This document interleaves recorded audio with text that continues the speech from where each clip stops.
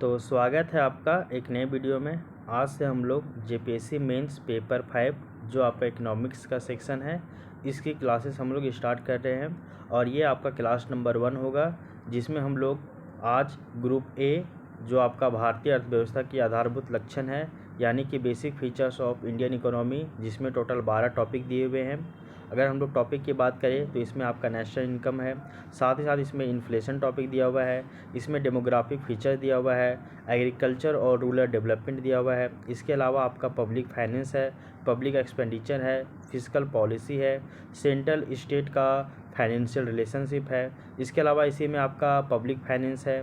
इसके अलावा देखिएगा तो इसमें आपका बजट का टॉपिक दिया हुआ है, फिजिकल पॉलिसी का टॉपिक दिया हुआ है। इसके अलावा आपका structure of Indian monetary policy and banking system in India ये टॉपिक दिया हुआ है। और इसके अलावा लास्ट में आपका बीओपी क्राइसिस दिया हुआ है यानी कि बैलेंस ऑफ पेमेंट। इतने सारे टॉपिक आपका दिया हुआ 12 टॉपिक, जिसमें हम लोग आज आपका टॉपिक नंबर 1 नेशनल इनकम यानी कि राष्ट्रीय आय, इसको हम लोग स्टार्ट कर रहे हैं और ये आपका क्लास नंबर 1 होगा। इससे पहले एक और क्लास इसमें आपका आया है और जो आपका कंप्लीट सिलेबस डिस्कशन के ऊपर था, जिसमें हम लोग जाने कि जो आपका पेपर 5 इकोनॉमिक्स का है जो टोटल 4 ग्रुप में डिवाइड किया हुआ है, जिसमें पहला ग्रुप है basic features of Indian economy, इसी तरह ग्रुप बी है, फिर ग्रुप सी है, फिर ग्रुप डी है। पहले अगर हम लोग बात करें ग्रुप ए में तो इसमें टोटल 12 टॉपिक दिए हुए हैं। ग्रुप बी की अगर बात करें तो इसमें टोटल 10 टॉपिक दिए हुए हैं। ग्रुप सी में 5 टॉपिक दिया हुआ है और ग्रुप डी जो कि आपका झारखंड इकोनॉमी है इसमें भी टोटल 5 टॉपिक दिए हुए हैं। इस तरह से देखिएगा ओवरऑल तो आपका जेपीएससी मेंस का जो सिलेबस है इसमें बड़े बड़े 32 टॉपिक दिए हुए हैं और उन टॉपिक से कई सारे सब टॉपिक निकल कर आते हैं। तो हम लोग आज से ग्रुप ए की क्लासेस स्टार्ट करेंगे और ग्रुप ए का जो क्लास है वो लगभग 30 क्लास के अप्रॉक्स में ग्रुप ए पूरा कंप्लीट हो जाएगा। और आज हम लोग नेशनल इनकम यानी कि राष्ट्रीय आय इसकी क्लासेस स्टार्ट करेंगे। सबसे पहले तो आपको नेशनल इनकम यानी कि जो राष्ट्रीय आय है इससे संबंधित जो बेसिक टर्मिनोलॉजी है, प्रमुख शब्दावली है जो कि बहुत ही ज़्यादा बेसिक है, जो कि आपको पता होना चाहिए था एटलीस्ट, उनके बारे में जानेंगे। उसके बाद हम लोग जो बेसिक कॉन्सेप्ट को जान लेंगे, उसके बाद हम लोग सिलेबस की ओर चलेंगे। सिलेबस में सिंपल लिखा हुआ है कि राष्ट्रीय आय क्या है, इसकी संकल्पना क्या होते हैं और इसके घटक कौन कौन है, चाहे वो जीडीपी हो, जीएनपी हो, एनडीपी हो या फिर एनएनपी हो, इन सभी के बारे में पढ़ना है। उसके बाद हम लोग जो इसमें अलग अलग जीडीपी को, जीएनपी को, एनडीपी को, एनएनपी को अलग अलग जो प्राइसेस में काउंट करते हैं, चाहे वो कांस्टेंट प्राइस हो, चाहे वो करंट प्राइस हो या फिर मार्केट प्राइस क्या होता है, फैक्टर कॉस्ट क्या होता है, बेसिक प्राइस क्या होता है, इन सभी के बारे में जानना है। इसके अलावा हम लोग जानेंगे कि राष्ट्रीय आय यानी कि नेशनल इनकम को काउंट कैसे किया जाता है। तो इसको भी काउंट करने के 3 तरह की विधि होती है। तो जैसे कि आपका इनकम मेथड यानी कि आय विधि, एक्सपेंडिचर मेथड यानी कि व्यय विधि, इसके अलावा इसमें आपका होता है प्रोडक्शन मेथड यानी कि आपका उत्पादन विधि। तो इन सभी विधियों के बारे में भी हम लोगों को एक एक करके डिटेल से जानना पड़ेगा और राष्ट्रीय आय को काउंट करने के और भी अन्य जो फैक्टर वगैरह हो सकते हैं उनको भी हम लोग देख लेंगे। तो आज तो हम लोग सबसे पहले इसका बेसिक टर्मिनोलॉजी को समझेंगे, उसके बाद हम लोग इसके आगे जो सिलेबस में दिया हुआ है उन सभी को हम लोग जानने का प्रयास करेंगे और साथ ही साथ 2024, 25, 26 इन सभी से संबंधित, राष्ट्रीय आय से संबंधित जितना भी लेटेस्ट न्यूज़ होगा, करंट अफेयर्स ये सब में आया होगा, उन सभी को भी हम लोग इसमें ऐड करने का प्रयास करेंगे। तो सबसे पहला कॉन्सेप्ट होता है सकल और शुद्ध में अंतर। अगर इकोनॉमिक्स में अगर हम लोग देखें तो सकल का अर्थ होता है ग्रॉस और शुद्ध का अर्थ होता है नेट। तो सकल यानी कि ग्रॉस में और शुद्ध यानी कि नेट में आखिर अंतर क्या होता है, सबसे पहला पॉइंट और सबसे पहला कॉन्सेप्ट आपका यही निकल के आता है कि सकल और शुद्ध में अंतर क्या है। तो इसका एक कॉन्सेप्ट है कि अगर आप सकल यानी कि ग्रॉस में डिप्रिसिएशन यानी कि मूल्यह्रास को अगर आप घटा देते हैं तो आपका शुद्ध निकल कर आ जाता है। सिंपल से याद रखिएगा बात कि ग्रॉस में डिप्रिसिएशन को माइनस करने पे जो वैल्यू आपका बचता है वही आपका नेट कहलाता है। इसके अलावा जो आपका नेट है यानी कि जो शुद्ध है उसमें अगर आप डिप्रिसिएशन को अगर ऐड कर देते हैं तो भी आपका सकल निकल के यानी कि ग्रॉस निकल जाता है। 2 चीज़ें याद रखिएगा, अगर आप ग्रॉस में डिप्रिसिएशन को माइनस कर देंगे तो नेट निकल के सामने आएगा, वहीं आप अगर नेट यानी कि शुद्ध में डिप्रिसिएशन यानी कि ह्रास को जोड़ देते हैं तो आपका ग्रॉस यानी कि सकल निकल के आ जाएगा। अब ये फॉर्मूला जो है, ये जो कॉन्सेप्ट है वो कहाँ पे आपका लागू होगा वो देखिए। यहाँ पे 2 वर्ड लिखा हुआ है, एक है आपका जीडीपी, एक है आपका एनडीपी। जीडीपी का अर्थ होता है ग्रॉस डोमेस्टिक प्रोडक्ट और एनडीपी का अर्थ होता है नेट डोमेस्टिक प्रोडक्ट। यानी कि अगर आपको ग्रॉस से नेट में जाना है, यानी कि सकल से शुद्ध में जाना है, तो आपको यहाँ पे डिप्रिसिएशन को माइनस करना पड़ेगा। क्या हो करना पड़ेगा? तो आपको डिप्रिसिएशन को माइनस करना पड़ेगा। सिंपल सी बात यही है। तो ग्रॉस डोमेस्टिक प्रोडक्ट, यानी कि ग्रॉस से अगर आपको नेट में जाना है तो यहाँ पे डिप्रिसिएशन को क्या कर देंगे? माइनस कर देंगे, यानी कि ह्रास को माइनस करेंगे। तो आपका क्या निकल जाएगा? नेट निकल जाएगा, यानी कि एनडीपी निकल जाएगा।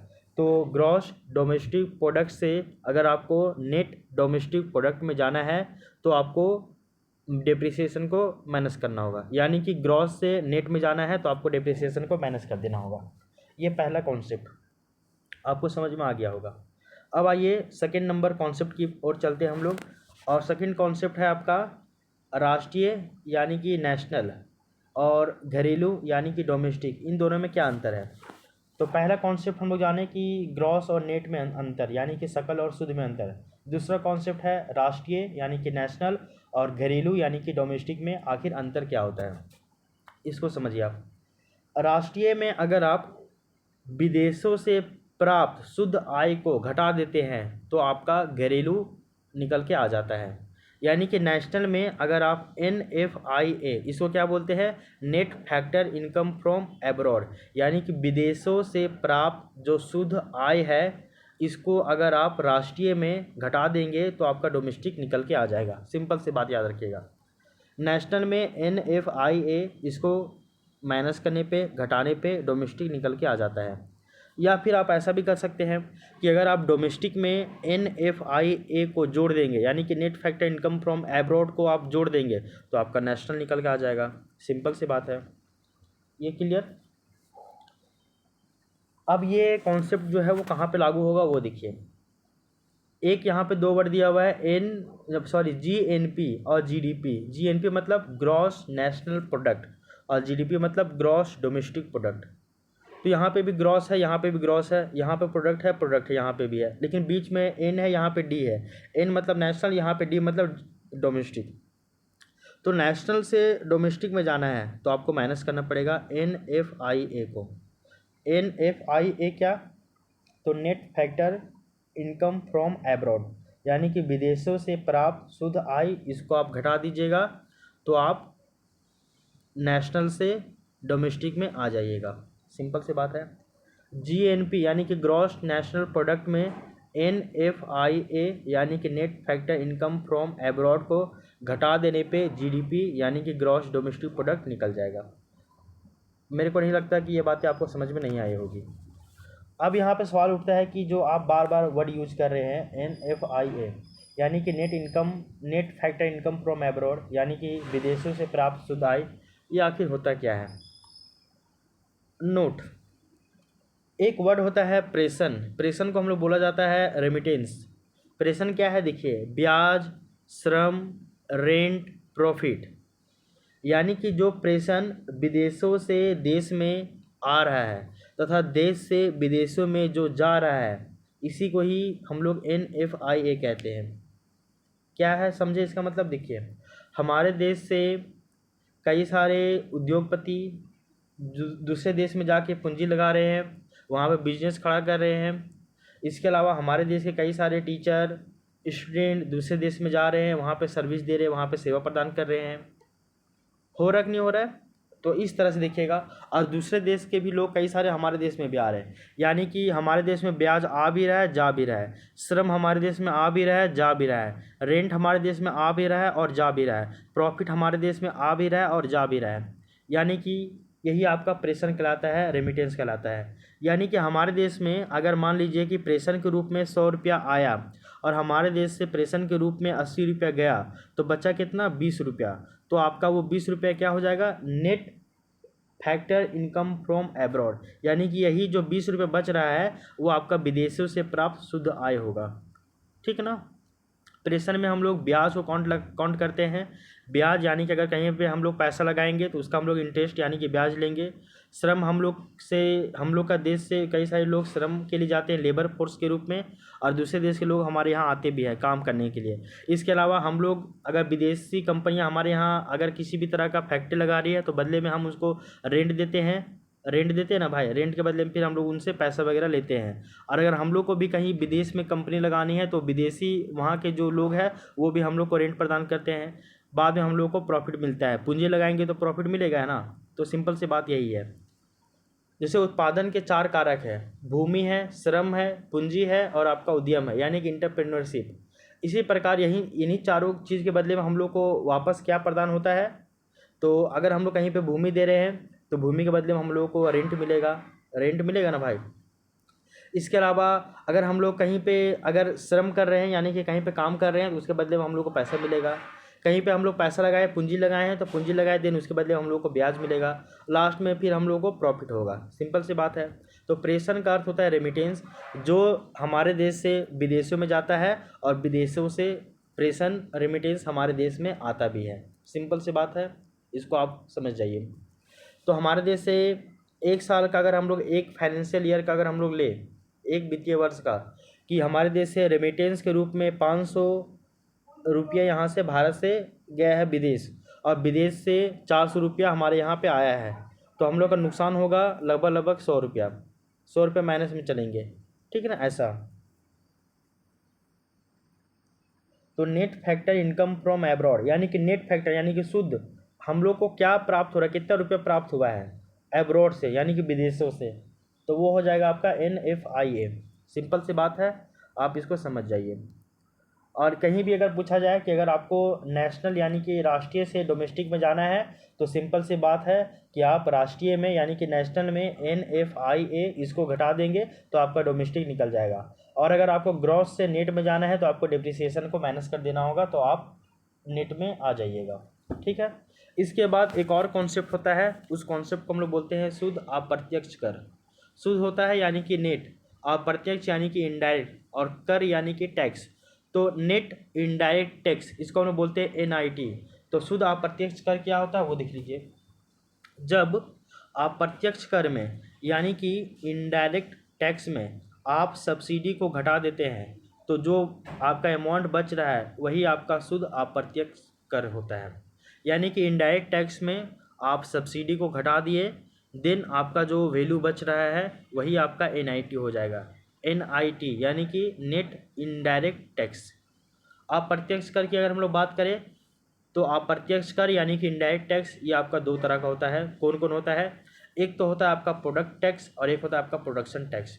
प्रोडक्शन टैक्स जो है वो आपका उत्पादन से संबंधित होता है, और प्रोडक्ट टैक्स यानी कि जो उत्पाद हो चुका है उसके बाद जो सब्सिडी मिल रहा है या फिर जो टैक्स लग रहा है उससे संबंधित होता है।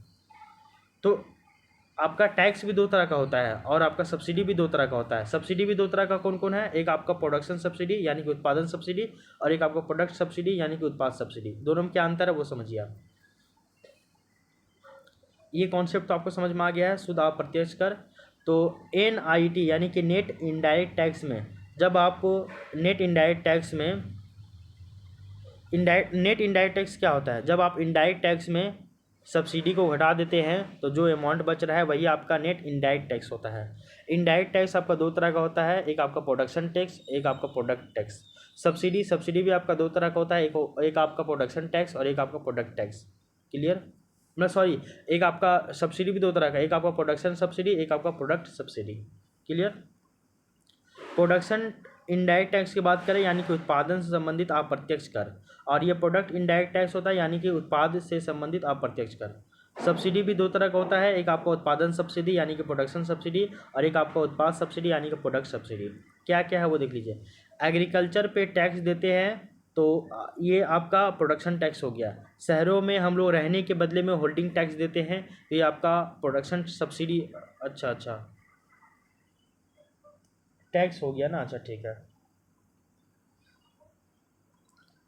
उत्पादन, कोई भी चीज़ उत्पादन करने से पहले हम लोग टैक्स लगाते हैं, उसके बाद उत्पादन करने से पहले भी गवर्नमेंट हम लोग को सब्सिडी देता है। जैसे प्रोडक्शन सब्सिडी में हम लोग को क्या क्या आता है देख लीजिए।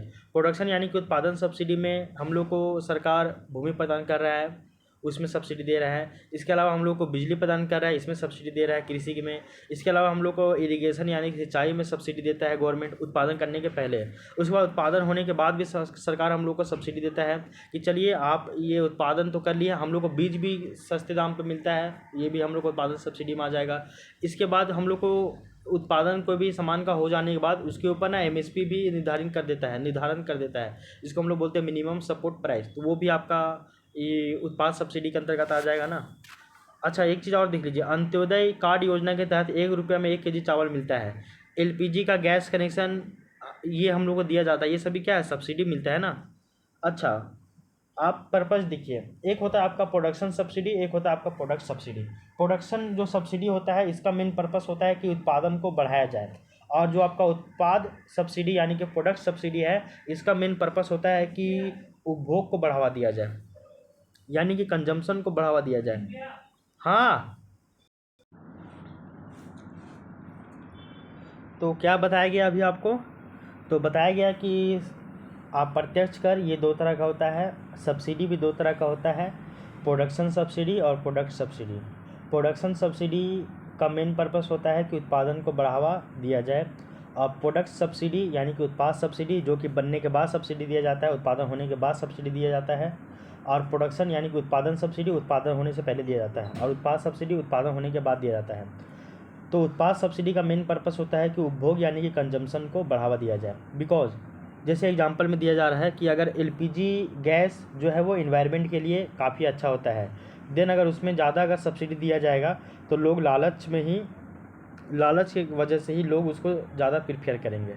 एग्जांपल के लिए आप देख लीजिएगा ना कि सरकार का योजना के तहत अभी जो है, अगर आप प्लांट लगा रहे हैं, तो अगर आप 1 लाख रुपए का अगर सोलर पावर प्लांट लगा रहे हैं, तो देन ऐसे में आपको 70 से 72 हज़ार रुपये आपको सब्सिडी के रूप में वापस दे दिया जाएगा।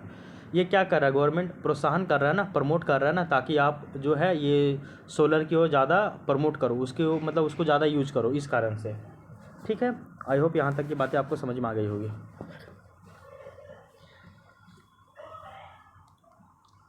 अब एक एक करके देखते हैं प्रोडक्शन टैक्स यानी कि उत्पादन कर क्या होता है। उत्पादन कर के बारे में बताया जा रहा है कि उत्पादन कर के अंतर्गत यानी कि प्रोडक्शन टैक्स के अंतर्गत भूमि राजस्व कर यानी कि लैंड रिवेन्यू टैक्स, इसके अलावा स्टाम्प ड्यूटी, इसके अलावा रजिस्ट्रेशन फ़ी यानी कि शुल्क, इसके अलावा लाइसेंस फ़ी इत्यादि को शामिल किया जाता है। इसको बोला जाता है उत्पादन कर, यानी कि उत्पादन होने से पहले भूमि के लिए आपको भूमि राजस्व कर दिया जा रहा है, स्टाम्प ड्यूटी लगाया जा रहा है, उसमें सब्सिडी।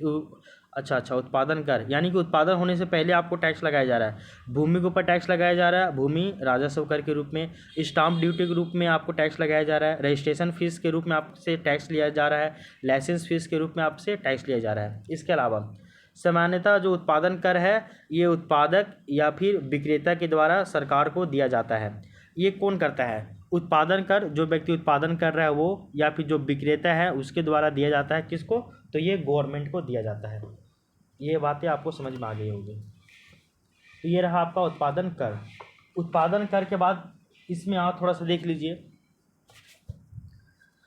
फिर बोला जा रहा है कि चाहे उत्पादक के द्वारा उत्पादन किया जा रहा हो या फिर नहीं, लेकिन आपको जो है वो उत्पादन टैक्स देना होगा। मीन्स उत्पादक टैक्स आपको हर हाल में देना होगा, चाहे आप उत्पादन करो या फिर ना करो। एग्जाम्पल के लिए, ज़मीन लेने पर रजिस्ट्रेशन फीस क्रेता देता है, ना कि विक्रेता, बिकॉज यहाँ पे उत्पादन नहीं हो रहा है, बस यहाँ पे भूमि का ट्रांसफ़र हो रहा है। एग्जाम्पल के लिए, जब आप ज़मीन वगैरह लेते हो तो जो ज़मीन खरीदता है ना, उसको रजिस्ट्रेशन फीस देना पड़ता है, ना कि जो ज़मीन बेच रहा है उसको।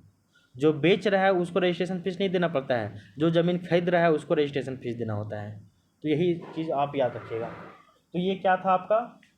तो ये था आपका उत्पादन कर। क्या था आपका? ये था आपका उत्पादन कर। उत्पादन कर में हमेशा याद रखिए कि उत्पादन से पहले लगने वाला टैक्स, उसको हम लोग उत्पादन टैक्स कहते हैं। जैसे कि भूमि राजस्व कर, stamp duty, registration fees, licence fees इत्यादि। और ये जो उत्पादन कर है ये उत्पादन करने वाले या उत्पादक जो है उससे लिया जाता है, या फिर जो विक्रेता है उससे लिया जाता है, सरकार को दिया जाता है। ये चीज़ ये भी याद रखिएगा। अब उत्पादन कर के बाद उत्पाद कर थोड़ा सा देख लीजिए, उसके बाद हम लोग फिर सब्सिडी की ओर चलेंगे। अब आइए उत्पाद कर की ओर। उत्पाद कर क्या है?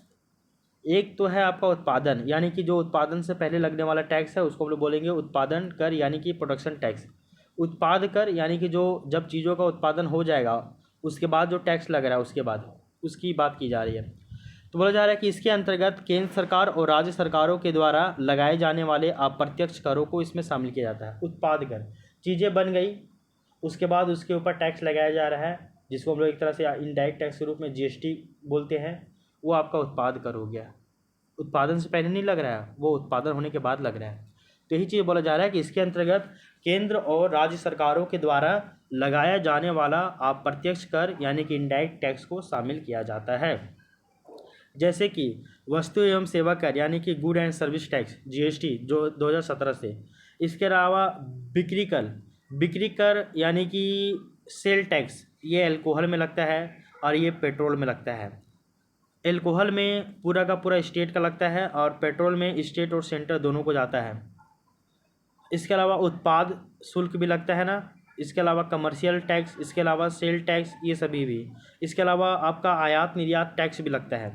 तो ये सभी क्या है, उत्पाद कर है या फिर उत्पादन कर है? तो बोलिएगा ये सभी उत्पाद कर है, यानी कि चीज़ों का उत्पादन होने के बाद ये सभी टैक्स लगाया जा रहा है। तो सिंपल सी बात याद रखिएगा, ज़्यादा आपको गड़बड़ाना नहीं है।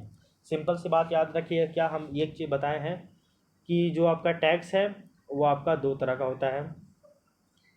एक तो होता है आपका उत्पादन टैक्स यानी कि उत्पादन कर यानी कि प्रोडक्शन टैक्स, और एक होता है आपका उत्पाद कर यानी कि प्रोडक्ट टैक्स। उत्पादन कर यानी कि प्रोडक्शन जो टैक्स है वो उत्पादन होने के पहले लगता है, जैसे कि भूमि राजस्व कर, stamp duty, registration fees, licence fees इत्यादि। और ये जो उत्पादन जो टैक्स है ये उत्पादक यानी कि जो चीज़ों का उत्पादक है, जो चीज़ों को उत्पादन कर रहा है यानी कि उत्पादक, उसके द्वारा दिया जाता है। और ये किसको दिया जाता है? तो ये गवर्नमेंट को दिया जाता है, ये बताएं।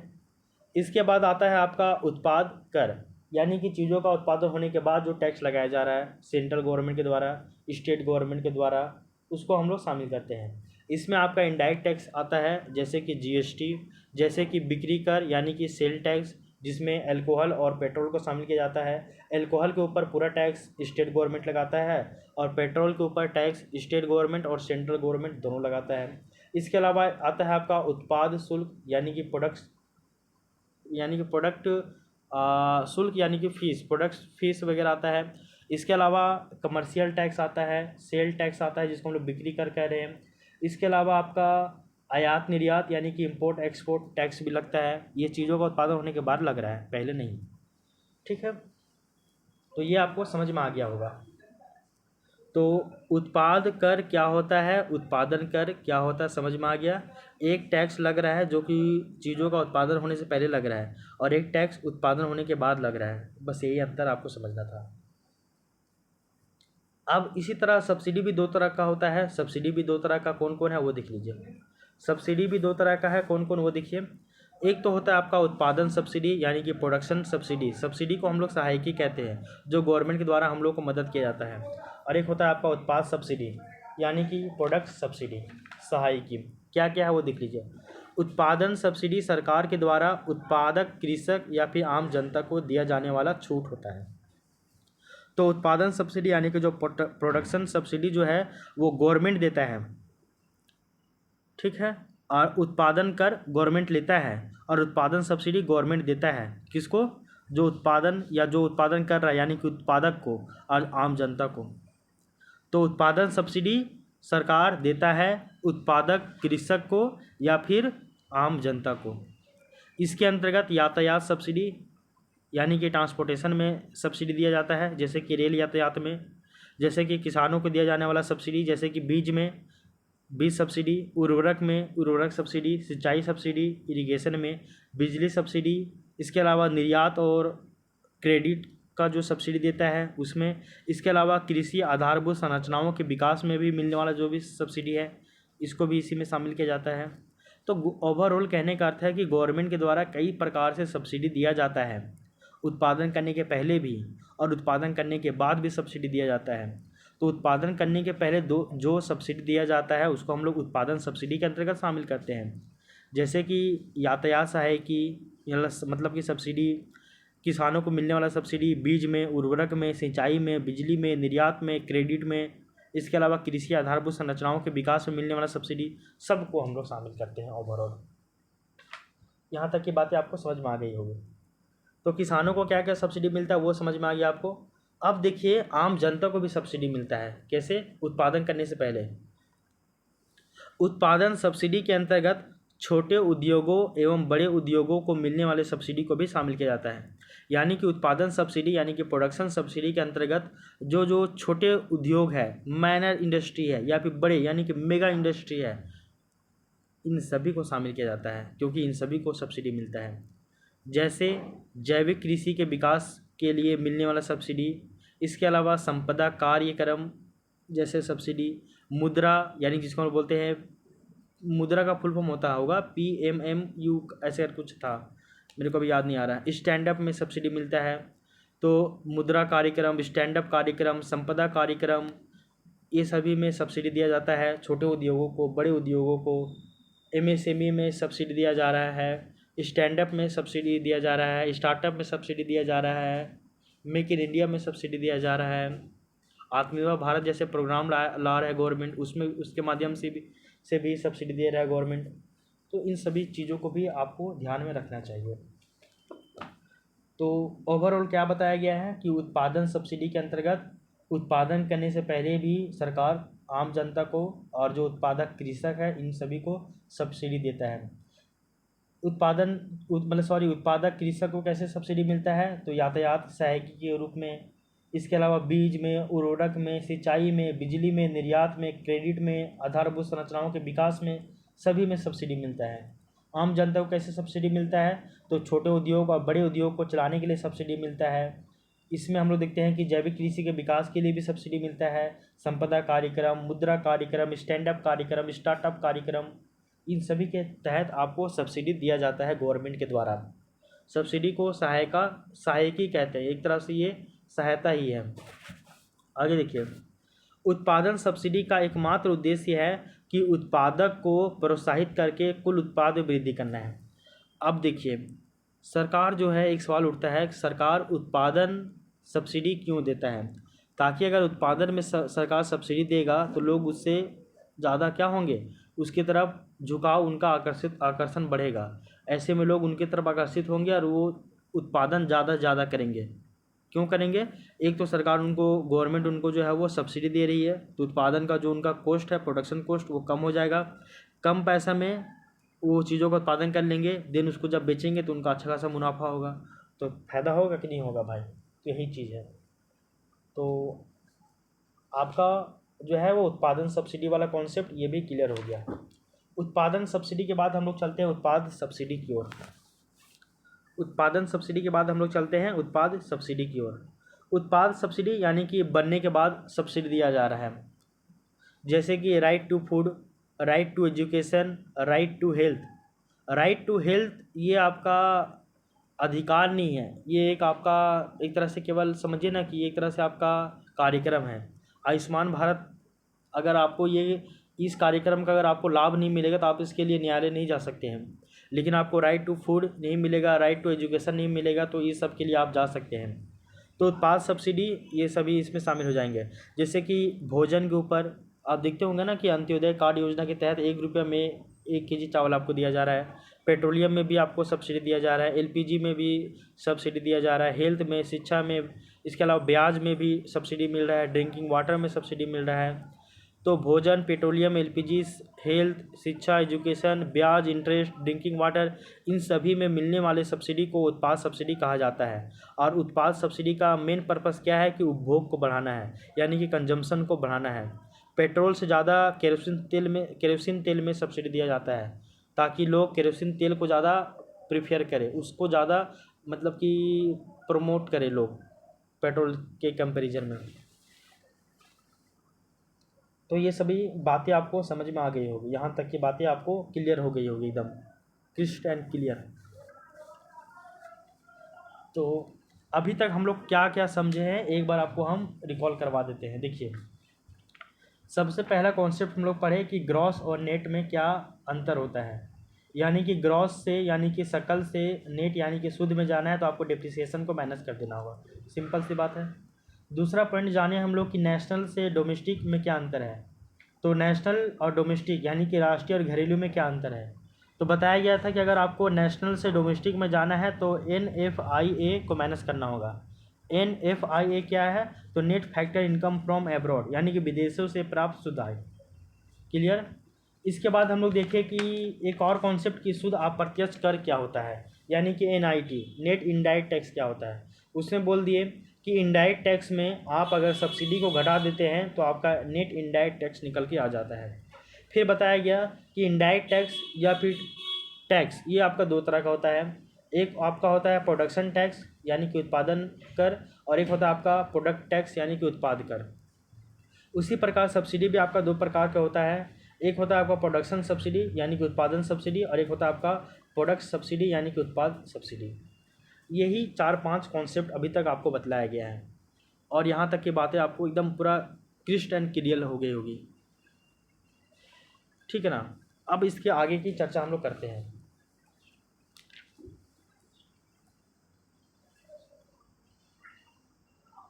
और अब ये भी बताया गया है कि उत्पादन कर और उत्पादन सब्सिडी क्यों गवर्नमेंट करता है, उत्पाद कर और उत्पाद सब्सिडी भी गवर्नमेंट क्यों कर रहा है, ले भी क्यों रहा है और दे भी क्यों रहा है, इसके पीछे का भी रीज़न था। ये भी आपको बता दिया गया। अब देखिए इसके बाद एक और इम्पॉर्टेंट पॉइंट आता है निकल कर, वो देखिए सरकार के द्वारा प्रयोग किए जाने वाले विभिन्न प्रकार के मूल्य। आखिर गवर्नमेंट जो है, सरकार जो है, वो अलग अलग प्रकार के प्राइस यानी कि मूल्य का प्रयोग करता है।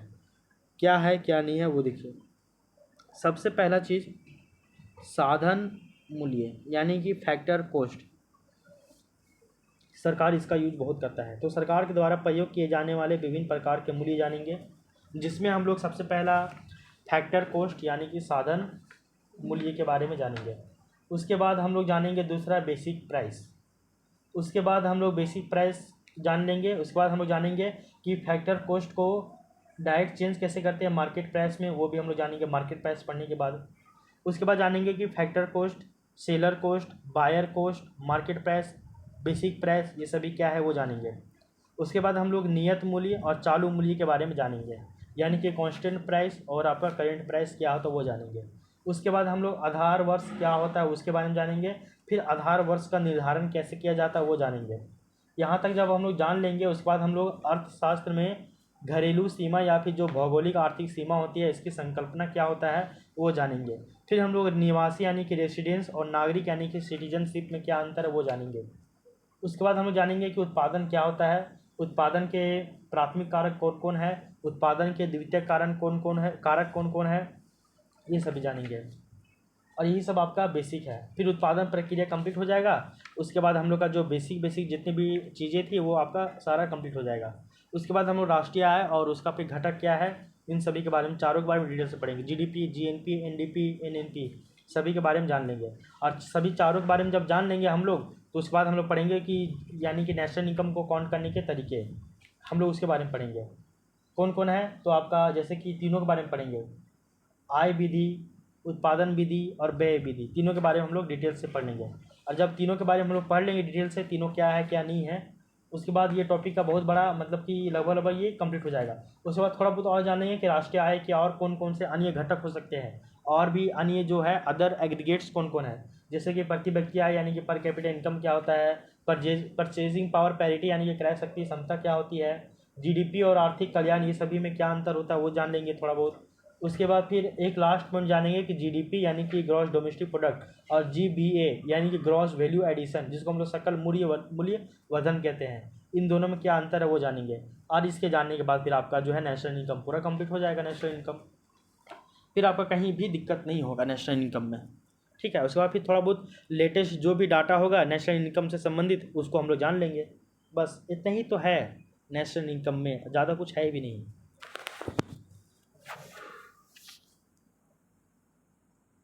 पहला है साधन मूल्य के बारे में पढ़ेंगे, यानी कि फैक्टर कॉस्ट के बारे में पढ़ेंगे। हम सभी को पता है कि उत्पादन के 4 कारक होते हैं। कौन कौन होते हैं? तो पहला है आपका भूमि यानी कि लैंड, लैंड के बदले में हम लोग को रेंट लेते हैं। दूसरा है श्रम, श्रम के बदले में वेज यानी कि मजदूरी लेते हैं। तीसरा है पूंजी, पूंजी के बदले में ब्याज लेते हैं। और चौथा है आपका उद्यम यानी कि इंटरप्रेन्योरशिप, और उसके बदले में लास्ट में ओवरऑल हम लोगों को लाभ मिलता है यानी कि प्रॉफिट मिलता है।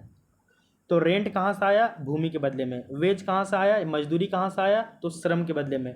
इंटरेस्ट यानी कि ब्याज कहाँ से आ रहा है? पूंजी लगाए तो आ रहा है। प्रॉफिट, प्रॉफिट यानी कि लाभ कहाँ से आ रहा है? तो उद्यमी लगाए उसके बदले में। क्लियर? तो रेंट, वेज, इंटरेस्ट, प्रॉफिट, लगान, मजदूरी, ब्याज, लाभ, इन चारों को साधन मूल्य यानी कि फैक्टर कॉस्ट या फिर इसी को ही उत्पादन लागत यानी कि प्रोडक्शन कॉस्ट कहते हैं। आगे देखिए, इसी में गवर्नमेंट कुछ उत्पादन टैक्स लगाएगा और कुछ कुछ उत्पादन सब्सिडी देगा। उत्पादन टैक्स अभी बताया गया है कि यानी कि उत्पादन होने से पहले जो भी टैक्स लग रहा है, और उत्पादन सब्सिडी यानी कि उत्पादन करने से पहले जो सब्सिडी गवर्नमेंट दे रही है। एग्जाम्पल बताइएगा, अभी तुरंत आपको क्लियर हो जाएगा। अगर हम लोग उत्पादन टैक्स की बात करें तो आपका लैंड रिवेन्यू टैक्स यानी कि भूमि राजस्व कर, stamp duty, licence fees, registration fees, ये सभी आ जाएंगे। उत्पादन करने से पहले कुछ चीज़ों को बेचने से पहले आपको रजिस्ट्रेशन करवाना होगा, रजिस्ट्रेशन फीस देना होगा, लाइसेंस बनवाना होगा, लाइसेंस फीस देना होगा, भूमि राजस्व कर देना होगा, स्टाम्प ड्यूटी करवाना होगा, ये सभी। और ये सभी कौन देता है? ये सभी जो है वो आपका उत्पादक या फिर विक्रेता के द्वारा दिया जाता है सरकार को। ये सभी उत्पादन टैक्स हो जाएंगे। अब आइए, उत्पादन सब्सिडी भी गवर्नमेंट देता है, जैसे यातायात सहायकी, रोड बना दिया, रेलवे बना दिया, ये सभी गवर्नमेंट सब्सिडी दिया कि नहीं दिया इसमें। इसके अलावा किसानों को सब्सिडी दे रहा है बीज पे, उर्वरक पे, बिजली पे, निर्यात पे, क्रेडिट पे, सिंचाई पे, आधारभूत संरचनाओं का विकास कर रहा है उसमें सब्सिडी दे रहा है। इसके अलावा छोटे उद्योग, बड़े उद्योग के लिए सब्सिडी दे रहा है। इसमें आप देखिएगा तो आपका स्टैंड अप इंडिया कार्यक्रम चला रहे हैं, जैसे कि स्टैंड अप है, स्टार्टअप है, मेक इन इंडिया है, संपदा कार्यक्रम है, मुद्रा कार्यक्रम है, इन सभी में आपको सब्सिडी दे रहा है। तो उत्पादन टैक्स भी लगाएगा और उत्पादन सब्सिडी भी देगा गवर्नमेंट। अब आइए, ये RWIP ये क्या क्या है? R मतलब R for rent, W means wages, I means interest और P मीन्स प्रॉफिट। रेंट कैसे आ रहा है? भूमि लगाए कहीं पे, भूमि दिए किसी को, भूमि के बदले में रेंट ले रहे हैं। मजदूरी, काम कर रहे हैं तो काम करने के बदले में लेबर दिए, श्रम कर रहे हैं, काम कर रहे हैं, देन उसके बदले में मजदूरी यानी कि वेजेस लेंगे यानी कि W। पूंजी लगाए उसके बदले में इंटरेस्ट लेंगे, ब्याज लेंगे यानी कि I। उद्यम लगाए, इंटरप्रेन्योरशिप, उसके बदले में हम लोगों को प्रॉफिट मिला। तो RWIP यानी कि रेंट, वेज, इंटरेस्ट, प्रॉफिट, ये चारों, मान लो कि ये चारों आपका लगा कितना रुपया? 100 रुपया। चारों आपका 100 रुपया लगा। 25 रुपया रेंट में खर्चा हुआ, 25 रुपया आपका इसमें खर्चा हुआ वेजेस में, 20 रुपया आपका इंटरेस्ट हुआ और प्रॉफिट मतलब ये हुआ ब्याज, और 30 रुपया मान लो कि आपका प्रॉफिट हुआ। टोटल कितना हो गया? टोटल 100 रुपया लगा आपका, टोटल 100 रुपया, 100 रुपया आपका लगा। अब देखिए गवर्नमेंट जो है वो इसमें टैक्स लगा दिया 10 रुपया उत्पादन से पहले ही, चाहे वो लैंड रिवेन्यू टैक्स हो, स्टाम्प ड्यूटी टैक्स हो, रजिस्ट्रेशन फीस हो या फिर वो लाइसेंस फीस हो, इस तरह का टैक्स लगा दिया। कितना का? 10 रुपये का।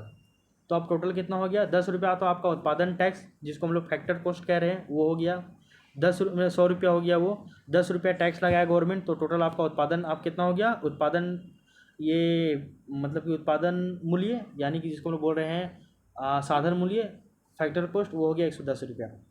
अब सरकार इसी में 5 रुपया आपको सब्सिडी दे दिया। सब्सिडी कैसे दे दिया? वो बीज में दिया, उर्वरक में दिया, बिजली में दिया, निर्यात और क्रेडिट में दिया, सिंचाई में दिया। इसके अलावा कुछ कुछ बड़े उद्योग और छोटे उद्योग को सब्सिडी दिया, जैसे संपदा कार्यक्रम, स्टैंड अप इंडिया, मुद्रा योजना में दिया, आपका स्टार्टअप में दिया, मेक इन इंडिया में दिया, कुछ में दिया ना आपका 5 रुपया दिया, लाइट में, वाटर में, सभी में दिया। तो 5 रुपया ये सब्सिडी दिया गवर्नमेंट। तो 110 रुपया आपका शुरू में, 100 रुपया तो आपका ये था बेसिक में फैक्टर कॉस्ट, साधन लागत, फिर 10 रुपया उसमें उत्पादन कर जुड़ा तो 110 हो गया, फिर 5 रुपया उसमें गवर्नमेंट छूट दिया, सब्सिडी दिया, तो 5 रुपया माइनस कर दिए। अब कितना बचा? 105 रुपया। अब ये जो 105 रुपया बच रहा है ना, यही मेरा टोटल क्या है? पूरा क्या है? यही मेरा जो है वो बेसिक प्राइस है। क्या है? बेसिक प्राइस है। अब समझिए, एक चीज़ हमेशा बोले हैं, अभी याद रखिएगा उसको, ये 100 रुपया मेरा फैक्टर कॉस्ट था, फैक्टर कॉस्ट जिसको हम लोग उत्पादन कर कहते हैं। 10 रुपया ये मेरा उत्पादन कर था, और ये 5 रुपये माइनस कर दो तो ये मेरा उत्पादन सब्सिडी था। अब ये बच रहा है मेरा 105 रुपया। 105 रुपया जो है ये मेरा BC यानी कि बेसिक प्राइस है, BP बेसिक प्राइस है। क्लियर। ये 100 रुपया मेरा फैक्टर कॉस्ट है। ये 10 रुपया मेरा उत्पादन कर यानी कि प्रोडक्शन टैक्स है। ये 5 रुपया मेरा उत्पादन सब्सिडी यानी कि प्रोडक्शन सब्सिडी है। और ये टोटल अब हो रहा है कितना, 105 रुपये, तो ये मेरा बेसिक प्राइस है। क्लियर। अब एक सवाल उठता है कि यदि आपको फैक्टर कॉस्ट से बेसिक प्राइस में जाना है तो क्या करना पड़ेगा। तो सिंपल सी बात है कि जब आप फैक्टर कॉस्ट में उत्पादन कर को जोड़ देते हो और सब्सिडी को घटा देते हो तो जो अमाउंट या जो वैल्यू या जो डाटा बचता है वही आपका बेसिक प्राइस है। क्लियर। यानी कि फैक्टर कॉस्ट 100 रुपया, इसमें उत्पादन सब्सिडी को जोड़ दिया 10 रुपया, और इसमें उत्पादन सब्सिडी को 5 रुपया को घटा दिया तो 105 बच रहा है, यही आपका बेसिक प्राइस है।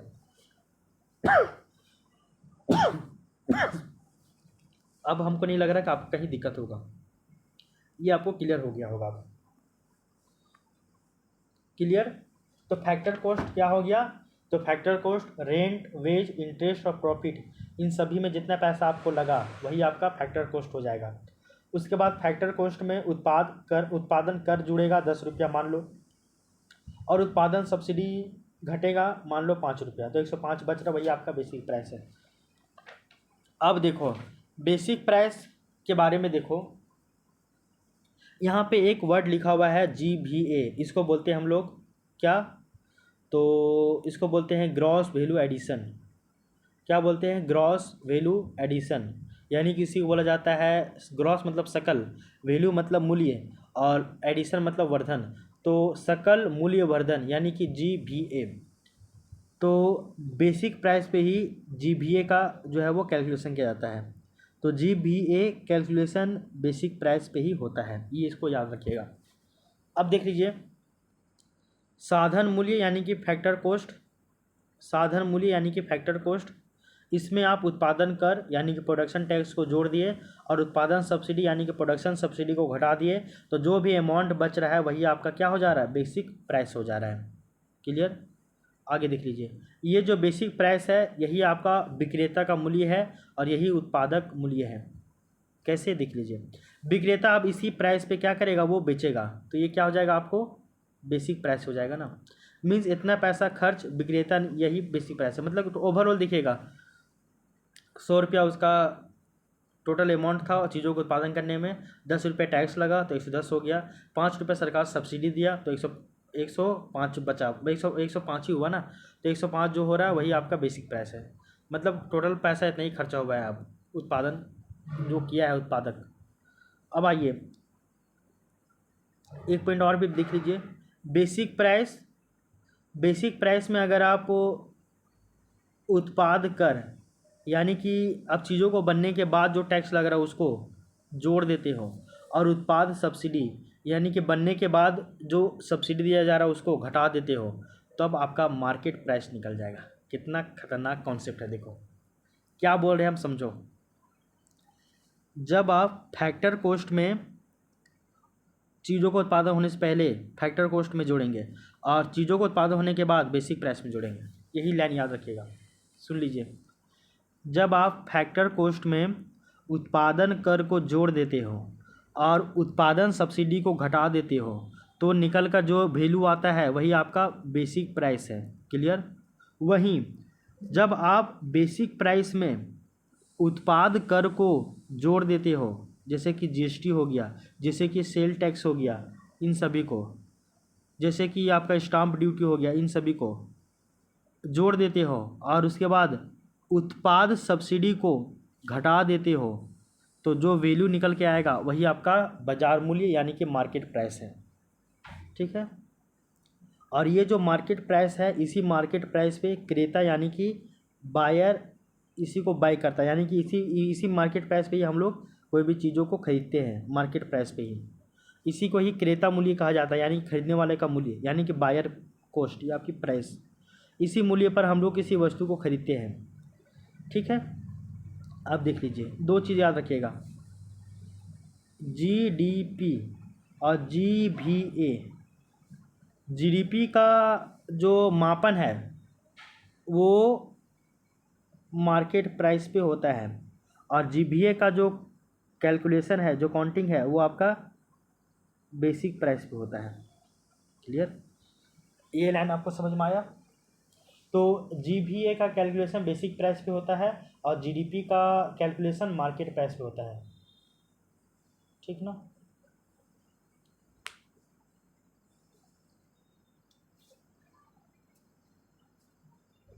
तो याद रखिए, गवर्नमेंट जो है वो टैक्स लेता भी है और गवर्नमेंट हम लोग को सब्सिडी देता भी है। तो यही कॉन्सेप्ट से इसको याद रखिएगा आप।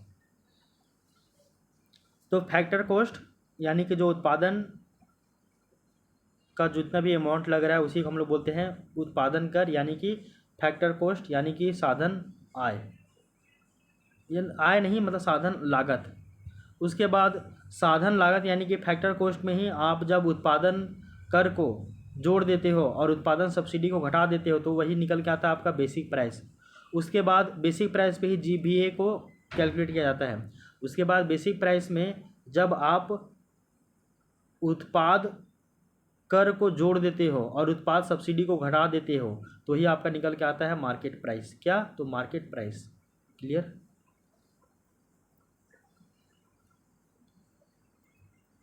थोड़ा पेचीदा है लेकिन समझ में आ ही जाएगा। क्लियर हो गया कि नहीं हुआ यहाँ तक की बातें? तो फैक्टर कॉस्ट, बेसिक प्राइस, उसके बाद मार्केट प्राइस, इससे हम लोग इसमें जाएंगे, फिर बेसिक प्राइस से फिर हम लोग मार्केट प्राइस में जाएंगे। क्लियर? इस पे GVA कैलकुलेट होता है, मार्केट प्राइस पे GDP कैलकुलेट होता है, बस इसको याद रखिएगा। अब हम लोग देखते हैं फैक्टर कॉस्ट को हम लोग डायरेक्ट चेंज कैसे करते हैं मार्केट प्राइस पे। अभी तो हम लोग देखें कि फैक्टर कॉस्ट को पहले हम लोग बेसिक प्राइस में चेंज करेंगे, उसके बाद फिर हम लोग बेसिक प्राइस से मार्केट प्राइस में जाते हैं। लेकिन एक चीज़ और है कि अगर आपको फैक्टर कॉस्ट से अगर डायरेक्ट अगर मार्केट प्राइस में जाना है तो उसके पीछे का भी एक ये है फॉर्मूला है जाने का। वो क्या है वो देख लीजिए। फैक्टर कॉस्ट में क्या क्या हम लोग शामिल करते हैं? तो भूमि के बदले में रेंट यानी कि लगान, श्रम के बदले में मजदूरी यानी कि वेजेस, पूंजी के बदले में ब्याज यानी कि इंटरेस्ट, और उद्यम के बदले में लाभ यानी कि प्रॉफिट। तो RWIP ये सभी मिल के आपका क्या बनता है? फैक्टर कॉस्ट यानी कि साधन मूल्य। इसी को ही उत्पादन लागत या उत्पादन मूल्य भी कहते हैं। क्लियर? अब देखो, साधन मूल्य में जब आप अप्रत्यक्ष कर को जोड़ देते हो और जब आप इसमें सब्सिडी को घटा देते हो तो वही जो है आपका अमाउंट निकल के आ जाता है बाजार मूल्य का। ये भी डायरेक्ट बाजार मूल्य में निकल जाएगा। लेकिन जब आप फैक्टर कॉस्ट में उत्पादन टैक्स को लगा दिए, फिर आप उत्पादन सब्सिडी को घटा दिए तो आपका निकल के आएगा बेसिक प्राइस। फिर जब आप बेसिक प्राइस में उत्पाद टैक्स को जोड़ दिए और उत्पाद सब्सिडी को घटा दिए तब आपका निकल के आएगा मार्केट प्राइस। बताओ तो लंबा है। लेकिन जब आप फैक्टर कॉस्ट में डायरेक्ट जब आप NIT मतलब क्या बताए थे? शुद्ध अप्रत्यक्ष कर। इसमें क्या बोले थे कि जब आप इनडायरेक्ट टैक्स को यानी कि अप्रत्यक्ष कर को जब आप अप्रत्यक्ष कर में सब्सिडी को घटा देते हो तो जो अमाउंट बच रहा है वही आपका बच रहा है NIT यानी कि नेट इनडायरेक्ट टैक्स, शुद्ध अप्रत्यक्ष कर। तो वही बोला जा रहा है कि जब आप फैक्टर कॉस्ट में शुद्ध अप्रत्यक्ष कर को जोड़ देते हो तो आपका मार्केट प्राइस डायरेक्ट निकल जाएगा। एक कॉन्सेप्ट ये भी था, ये भी आप इसको निकाल सकते हो। मीन्स साधन मूल्य यानी कि फैक्टर कॉस्ट प्लस शुद्ध अप्रत्यक्ष कर यानी कि NIT is equal to market price यानी कि बाजार मूल्य। ये सब कॉन्सेप्ट है, इसको आप केवल ना लिख लीजिए ना छोटा छोटा डायरी में, और इसको एक दो बार केवल देख लीजिएगा ना, अब आपको कहीं भी दिक्कत नहीं होगा। और एक से दो बार आप अपने अंडरस्टैंडिंग के लेवल पे इसको समझने का प्रयास कीजिएगा, दिक्कत होगा ही नहीं। NIT निकालने का फॉर्मूला बताए थे ना भाई अभी हम, कि जब आप इनडायरेक्ट टैक्स में माइनस कर देते हो सब्सिडी को तो आपका NIT निकल के आ जाता है। तो वही यहाँ पे लिखे हैं ना कि जब आप फैक्टर कॉस्ट में यानी कि साधन लागत में या फिर साधन मूल्य में अप्रत्यक्ष कर यानी कि इनडायरेक्ट टैक्स माइनस सब्सिडी यानी कि इसको सब्सिडी को घटा दोगे तो आपका निकल के आएगा क्या? NIT, सॉरी हाँ, तब आपका निकल के आएगा मार्केट प्राइस। फिर से समझिए, कन्फ्यूजन हो जाएगा ना तो दिक्कत है, यही चीज़ दिक्कत हो जाता है आपका। पहले इसको समझ लीजिए, ये जो इसको हम ऐसे कवर कर रहे हैं ना रंगीन, इसको पहले आप समझ लीजिए, इसको आपको बताया गया था कि जब आप इनडायरेक्ट टैक्स में यानी कि आप प्रत्यक्ष कर में सब्सिडी को घटा देते हैं तो आपको NIT प्राप्त होता है, यानी कि नेट इनडायरेक्ट टैक्स, यानी कि शुद्ध अप्रत्यक्ष कर, ये बताया गया था। फिर बोला गया कि जब आप फैक्टर कॉस्ट में NIT को जोड़ देते हो तो आपका डायरेक्ट निकल के आ जाता है मार्केट प्राइस, यानी कि बाजार मूल्य। ये बोले NIT का मतलब क्या हो जाएगा, इनडायरेक्ट टैक्स माइनस सब्सिडी। तो indirect tax minus subsidy, clear है। यही सब कॉन्सेप्ट है, जो छोटा छोटा कॉन्सेप्ट है, इसको आप एक दो बार देखिएगा ना, क्लियर हो जाएगा। अब आप कभी भी परेशान नहीं होइएगा। फैक्टर कॉस्ट से आपको बेसिक प्राइस में जाना है तो हमेशा फैक्टर कॉस्ट में जोड़ दीजिएगा उत्पादन कर को और घटा दीजिएगा उत्पादन सब्सिडी को, तो आपका निकल जाएगा बेसिक प्राइस। फिर बेसिक प्राइस से मार्केट प्राइस में जाना है तो हमेशा बेसिक प्राइस में जोड़ दीजिएगा उत्पाद कर को और घटा दीजिएगा उत्पाद सब्सिडी को, तो आपका मार्केट प्राइस निकल जाएगा। सिंपल सी बात है। लेकिन यदि आपको फैक्टर कॉस्ट से डायरेक्ट मार्केट प्राइस में अगर चेंज करना है, डायरेक्ट आना है, तो कुछ मत कीजिएगा। फैक्टर कॉस्ट में आप NIT यानी कि शुद्ध अप्रत्यक्ष कर को जोड़ दीजिएगा तो आपका मार्केट प्राइस निकल जाएगा। और NIT निकालने का फॉर्मूला, इनडायरेक्ट टैक्स में जब आप सब्सिडी को घटा देते हो तो आपका NIT निकल के आ जाता है। क्लियर, यहाँ तक का बात आपको क्लियर हो गया होगा। अब देखिए, साधन मूल्य यानी कि फैक्टर कॉस्ट, इसमें जब आप उत्पादन कर यानी कि उत्पादन होने से पहले का जो टैक्स लगा रहे हैं वो उत्पादन कर, उसके बाद फिर इसमें उत्पाद कर को भी इसमें आप जोड़ दे रहे हो, उत्पादन कर प्लस उत्पाद कर दोनों को जोड़ दे रहे हो। उसके बाद उत्पाद सब्सिडी को घटा दे रहे हो, उसके बाद फिर उत्पादन सब्सिडी को भी घटा दे रहे हो। अरे ये हिल गया था ना थोड़ा सा। अच्छा देखिए, जब आप फैक्टर कॉस्ट में उत्पादन कर और उत्पाद कर दोनों को जोड़ देते हो और इसी में उत्पाद सब्सिडी और उत्पादन सब्सिडी इन दोनों को घटा देते हो तो फिर आपका वैसे भी मार्केट प्राइस निकल जाएगा। मतलब घुमा फिरा के, चाहे आप कान इधर से पकड़िए चाहे कान इधर घुमा कर पकड़िए, बात वही है। ये केवल खेला जा रहा है यहाँ पे, समझे ना। ऐसे भी निकाल सकते हो, ये अगर फॉर्मूला आपको याद भी नहीं रहेगा ना तो भी आप क्लियर हो जाओगे इसी तरह। साधन लागत से अगर बेसिक प्राइस में आना है तो या पता है ना, उत्पादन कर को जोड़ दीजिए और उत्पादन सब्सिडी को घटा दीजिए तो आप डायरेक्ट बेसिक प्राइस में आ जाओगे। फिर बेसिक प्राइस में उत्पाद कर को जोड़ दीजिए और उत्पाद सब्सिडी को घटा दीजिए तो आप मार्केट प्राइस में आ जाओगे ना। बस ऊपर वाला ही फॉर्मूला यहाँ पे भी लिखा हुआ है। ये नीचे लाइन आपको याद भी नहीं रहेगा ना तो भी क्लियर है, ठीक है। फिर हम एक बार रिकॉल करते हैं अभी तक हम लोग क्या क्या समझे हैं इसे। अच्छा, इसको एक बार हल्का सा और क्लियर कर ही देते हैं, उसके बाद हम लोग चलेंगे।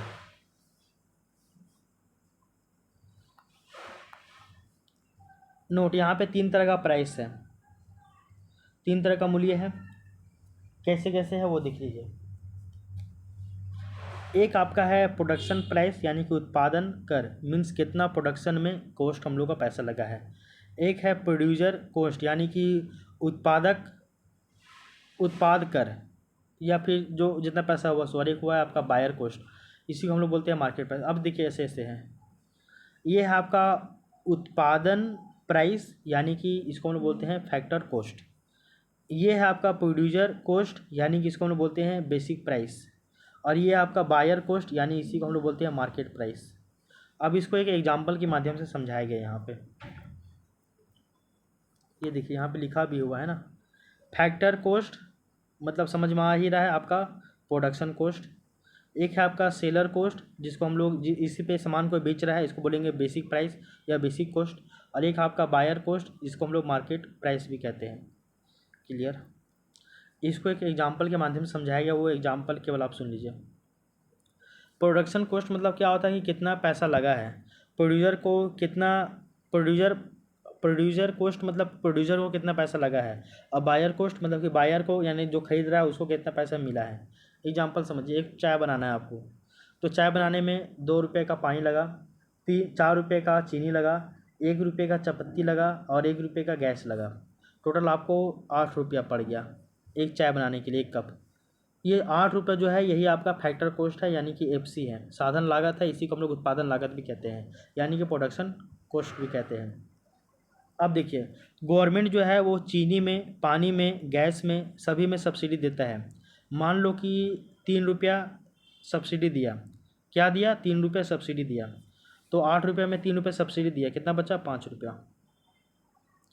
5 रुपया में इसके अलावा फिर गवर्नमेंट जो है उत्पादन करने से पहले टैक्स भी लगाता है, जिसको हम लोग बोलते हैं उत्पादन टैक्स। मान लो कि 5 रुपये टैक्स वो दिया, तो 2 रुपया और इसमें ऐड कर देंगे। अच्छा सॉरी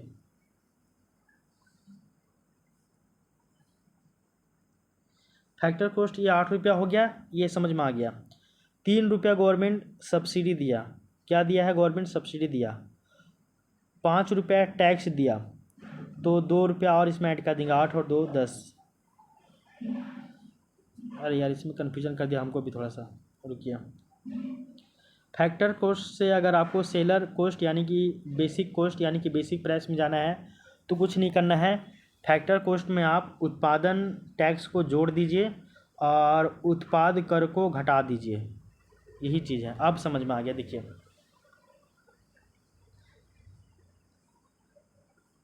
उत्पादन सब्सिडी दिया गवर्नमेंट 3 रुपया उत्पादन सब्सिडी, तो 8 रुपये में 3 रुपये सब्सिडी दिया, कितना बच गया, 5 रुपया।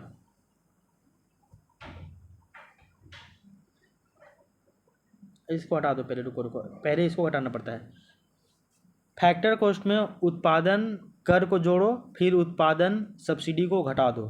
तो फैक्टर कॉस्ट में उत्पादन कर यानी कि 5 रुपये टैक्स दिया, तो उसको जोड़ दो, तो 8 5 8 और 2 10, 10 और 5 10 और 3 13 हुआ। उसके बाद 3 रुपया गवर्नमेंट सब्सिडी दिया, तो 3 रुपया और कम कर दो। इसको ऐसे समझो, फैक्टर कॉस्ट यानी कि फैक्टर कॉस्ट प्लस टैक्स जो लिया so production tax minus production subsidy. तो फैक्टर कॉस्ट कितना है, 8 रुपया है, ठीक है। इसमें प्रोडक्शन टैक्स को जोड़ दो, टैक्स कितना ले रहा है, तो आपका 5 रुपया ले रहा है। अब प्रोडक्शन सब्सिडी कितना दे रहा है, 3 रुपया दे रहा है। तो यहाँ पे 8 और 2 10, 10 3 13, 13 में 3 घटा दो, कितना बचेगा, 10 रुपया बचेगा। जो 10 बच रहा है यही आपका बेसिक प्राइस है, यानी कि यही आपका सेलर कॉस्ट है। यानी कि ये जो 10 रुपया बच रहा है इसमें आपका उत्पादन कर भी जुड़ गया है और उत्पादन कर भी जुड़ गया, उत्पादन सब्सिडी भी घट गया है। ठीक है, आप समझ में आया। देखो एक बार फिर समझा देते हैं। एक चाय वाला है, वो 2 रुपये का पानी, 4 रुपये का चीनी, 1 रुपये का चायपत्ती, 1 रुपये का गैस, टोटल 8 रुपया में वो अपना उत्पादन किया, एक कप चाय बनाया, 8 रुपया उसका लगा पूरा, उसका कॉस्ट वही आपका फैक्टर कॉस्ट हो गया। अब वो चाय तो बना लिया है, लेकिन चाय बनाने से पहले गवर्नमेंट उसके ऊपर कुछ उत्पादन टैक्स भी लगाएगा जो कि 5 रुपये लगाया। उसके बाद गवर्नमेंट उसको कुछ सब्सिडी भी देगा जो कि 3 रुपये दिया। तो फैक्टर कॉस्ट में पहले उत्पादन कर को जोड़ देंगे, फिर उत्पादन सब्सिडी को घटा देंगे, यानी कि 8 रुपये में 5 रुपये को जोड़ देंगे, मतलब 8 और 5 13। उसके बाद 3 रुपये को घटा देंगे, यानी कि 13 में 3 तो 10 जो बच रहा है वही आपका उत्पादन मतलब ये वही आपका बेसिक प्राइस है, यानी कि सेलर कॉस्ट है, और यही आपका विक्रेता का मूल्य भी है। और यदि इस प्राइस से नीचे अगर सेल किया तो आपको फिर घाटा होगा, यही चीज़ है ना। अब देख लीजिए, 10 रुपया बेसिक प्राइस है। अब गवर्नमेंट जो है वो टी के ऊपर जीएसटी भी लगा दिया अलग से 5 रुपया, देन आप चाय का कॉस्ट हो गया 15 रुपया। फिर इसमें गवर्नमेंट फिर सब्सिडी दिया 2 रुपया, क्या दिया गवर्नमेंट, फिर इसमें सब्सिडी भी दिया 2 रुपया। पहले तो उत्पादन टैक्स भी लग रहा है, उत्पादन सब्सिडी भी मिल रहा है, उसके बाद बेसिक प्राइस बनने के बाद उसके ऊपर फिर उत्पाद कर भी लग रहा है और उत्पाद सब्सिडी भी मिल रहा है। चीज़ों को बनने के बाद भी टैक्स लग रहा है, अब बनने के बाद भी सब्सिडी मिल रहा है। चीज़ों को बनने के पहले भी टैक्स लग रहा है और चीज़ों को बनने के पहले भी सब्सिडी दिया जा रहा है। अब देख लीजिए, 10 रुपये तो यहाँ तक क्लियर हो गया था बेसिक प्राइस तक। अब देख लीजिए, बनने के बाद भी इसके ऊपर जीएसटी लग गया 5 रुपया, और बनने के बाद इसके ऊपर सब्सिडी भी मिला 2 रुपया। तो बेसिक प्राइस प्लस उत्पाद कर कितना, जीएसटी 5 रुपया, प्लस उत्पाद सब्सिडी। उत्पाद सब्सिडी कितना दिया? 2 रुपया, मतलब लिया, यहाँ माइनस कर देंगे। बेसिक प्राइस ये था आपका 10 रुपया, प्लस 5 15 रुपया, माइनस 2 13 रुपया, ये क्या हो जाएगा? 13 हो जाएगा। और ये जो 13 रुपया निकल के आ रहा है सामने, यही आपका मार्केट प्राइस है। यही आपका क्या है? मार्केट प्राइस है। 13 रुपये जो निकल के आ रहा है ना सामने, यही आपका मार्केट प्राइस है। क्लियर, समझ में आया अब? तो चीज़ों को उत्पादन होने से पहले भी गवर्नमेंट उत्पादन कर यानी कि टैक्स भी लगाता है, उत्पादन सब्सिडी भी देता है। उसके बाद चीज़ों को उत्पादन होने के बाद उत्पाद कर भी लगाता है गवर्नमेंट, और उत्पाद सब्सिडी भी देता है गवर्नमेंट। अब समझ में आ गया होगा आपको ये चीज़, और इसमें अब आपको कन्फ्यूजन नहीं होगा। तो यहाँ पे 3 तरह का वर्ड दिखे। एक फैक्टर कॉस्ट यानी कि एफसी, इसी को उत्पादन कर भी कहते हैं, यानी कि उत्पादन टैक्स भी कहते हैं, इसी को उत्पादन कॉस्ट भी कहते हैं। एक है आपका सेलर कॉस्ट, जिसमें वो बेचेगा सामान को, इसको हम लोग बेसिक कॉस्ट या बेसिक प्राइस भी कहते हैं। इसी में फिर आपका उत्पाद कर और उत्पाद सब्सिडी भी इसमें आ जाएगा। उत्पाद कर जुड़ जाएगा, उत्पाद सब्सिडी घट जाएगा, तो ये आपका हो जाएगा बायर कॉस्ट यानी कि मार्केट प्राइस। अब ये कभी जीवन में नहीं भूलिएगा आप, ये 3 concept factor cost, basic price, market price क्या है क्या नहीं है, ये आपको अब पूरा अच्छी तरीके से क्लियर हो गया होगा।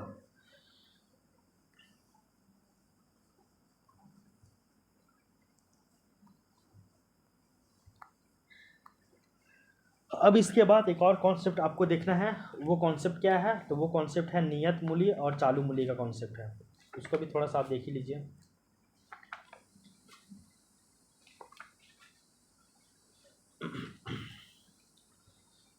ये भी काफ़ी ज़्यादा इम्पोर्टेंट है।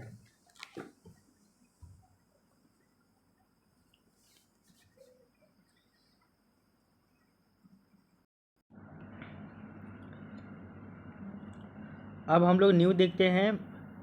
नया कॉन्सेप्ट है नियत मूल्य और चालू मूल्य का कॉन्सेप्ट। नियत मूल्य यानी कि कांस्टेंट प्राइस, और चालू मूल्य यानी कि करेंट प्राइस। इसका क्या कॉन्सेप्ट है इसको भी आप देखिए थोड़ा सा।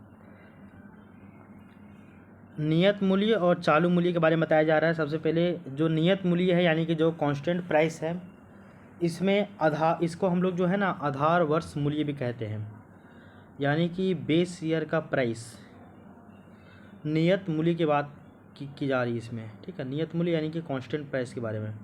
कांस्टेंट प्राइस को बेस ईयर प्राइस भी कहते हैं, यानी कि आधार वर्ष का मूल्य भी कहते हैं। इसी को ही हम लोग बेस प्राइस यानी कि ये आधार मूल्य कहते हैं, बेस प्राइस। इसके बाद अगर हम लोग देखें तो अभी वर्तमान में हम लोग का जो बेस ईयर है, जो आधार वर्ष है, वो आपका 2011-12 को ही माना गया है। अभी वर्तमान में 2026 में आधार वर्ष को चेंज करने की बात हो रही है। अगर हो जाती है तो आप उसको एक बार अपडेट कर लीजिएगा। और अभी क्योंकि आज हम वीडियो बना रहे हैं, ये आपका 5 मई 2026 है, और अगर 2026 में अगर बेस ईयर चेंज हो जाता है 2011-12 के अलावा हम लोग का, तो वो आप जो है वो अपडेट कर लीजिएगा। तो नियत मूल्य यानी कि कांस्टेंट प्राइस, यहाँ पे प्राइस बदलता नहीं है, इसलिए इसको हम लोग बेस ईयर प्राइस भी कहते हैं, इसको बेस प्राइस भी कहते हैं। और हम लोग का जो आधार वर्ष है वो 2011-12 है। मीन्स 2011-12 में जो पेन का प्राइस था, और उसी के बाद यहाँ पे 2024 नहीं, आप मानते 2026, क्या है कि ये नोट्स हम 2024 में बनाए हैं। तो 2026 में पेन का प्राइस क्या है, इन दोनों में कंपेरिजन करेंगे, और उसके बाद हम लोग देखेंगे कि महंगाई कितना परसेंट बढ़ा है या फिर कितना मूल्य में बढ़ा है, ठीक है। अगर आधार वर्ष हम लोग का अब चेंज होकर 2018-19 हो जाएगा, तो हम लोग आधार वर्ष फिर 2018-19 को मानेंगे, और फिर 2018-19 के कंपेरिजन में देखेंगे कि अभी कितना महंगा हुआ है, कोई पेन का दाम या फिर कोई अन्य चीज़ों का दाम, ठीक है। तो नियत मूल्य को base year price base price भी कहते हैं। ये यहाँ तक की बातें आपको समझ में आ गई होगी, नियत मूल्य। फिर हम लोग चालू मूल्य के बारे में आगे देखेंगे। यहाँ पे एक पॉइंट लिखा हुआ है कि आधार वर्ष मूल्य में यानी कि बेस ईयर प्राइस में मुद्रास्फीति यानी कि इन्फ्लेशन की जो दर है, मुद्रास्फीति की दर यानी कि इन्फ्लेशन रेट को शामिल हम लोग नहीं करते हैं। क्यों?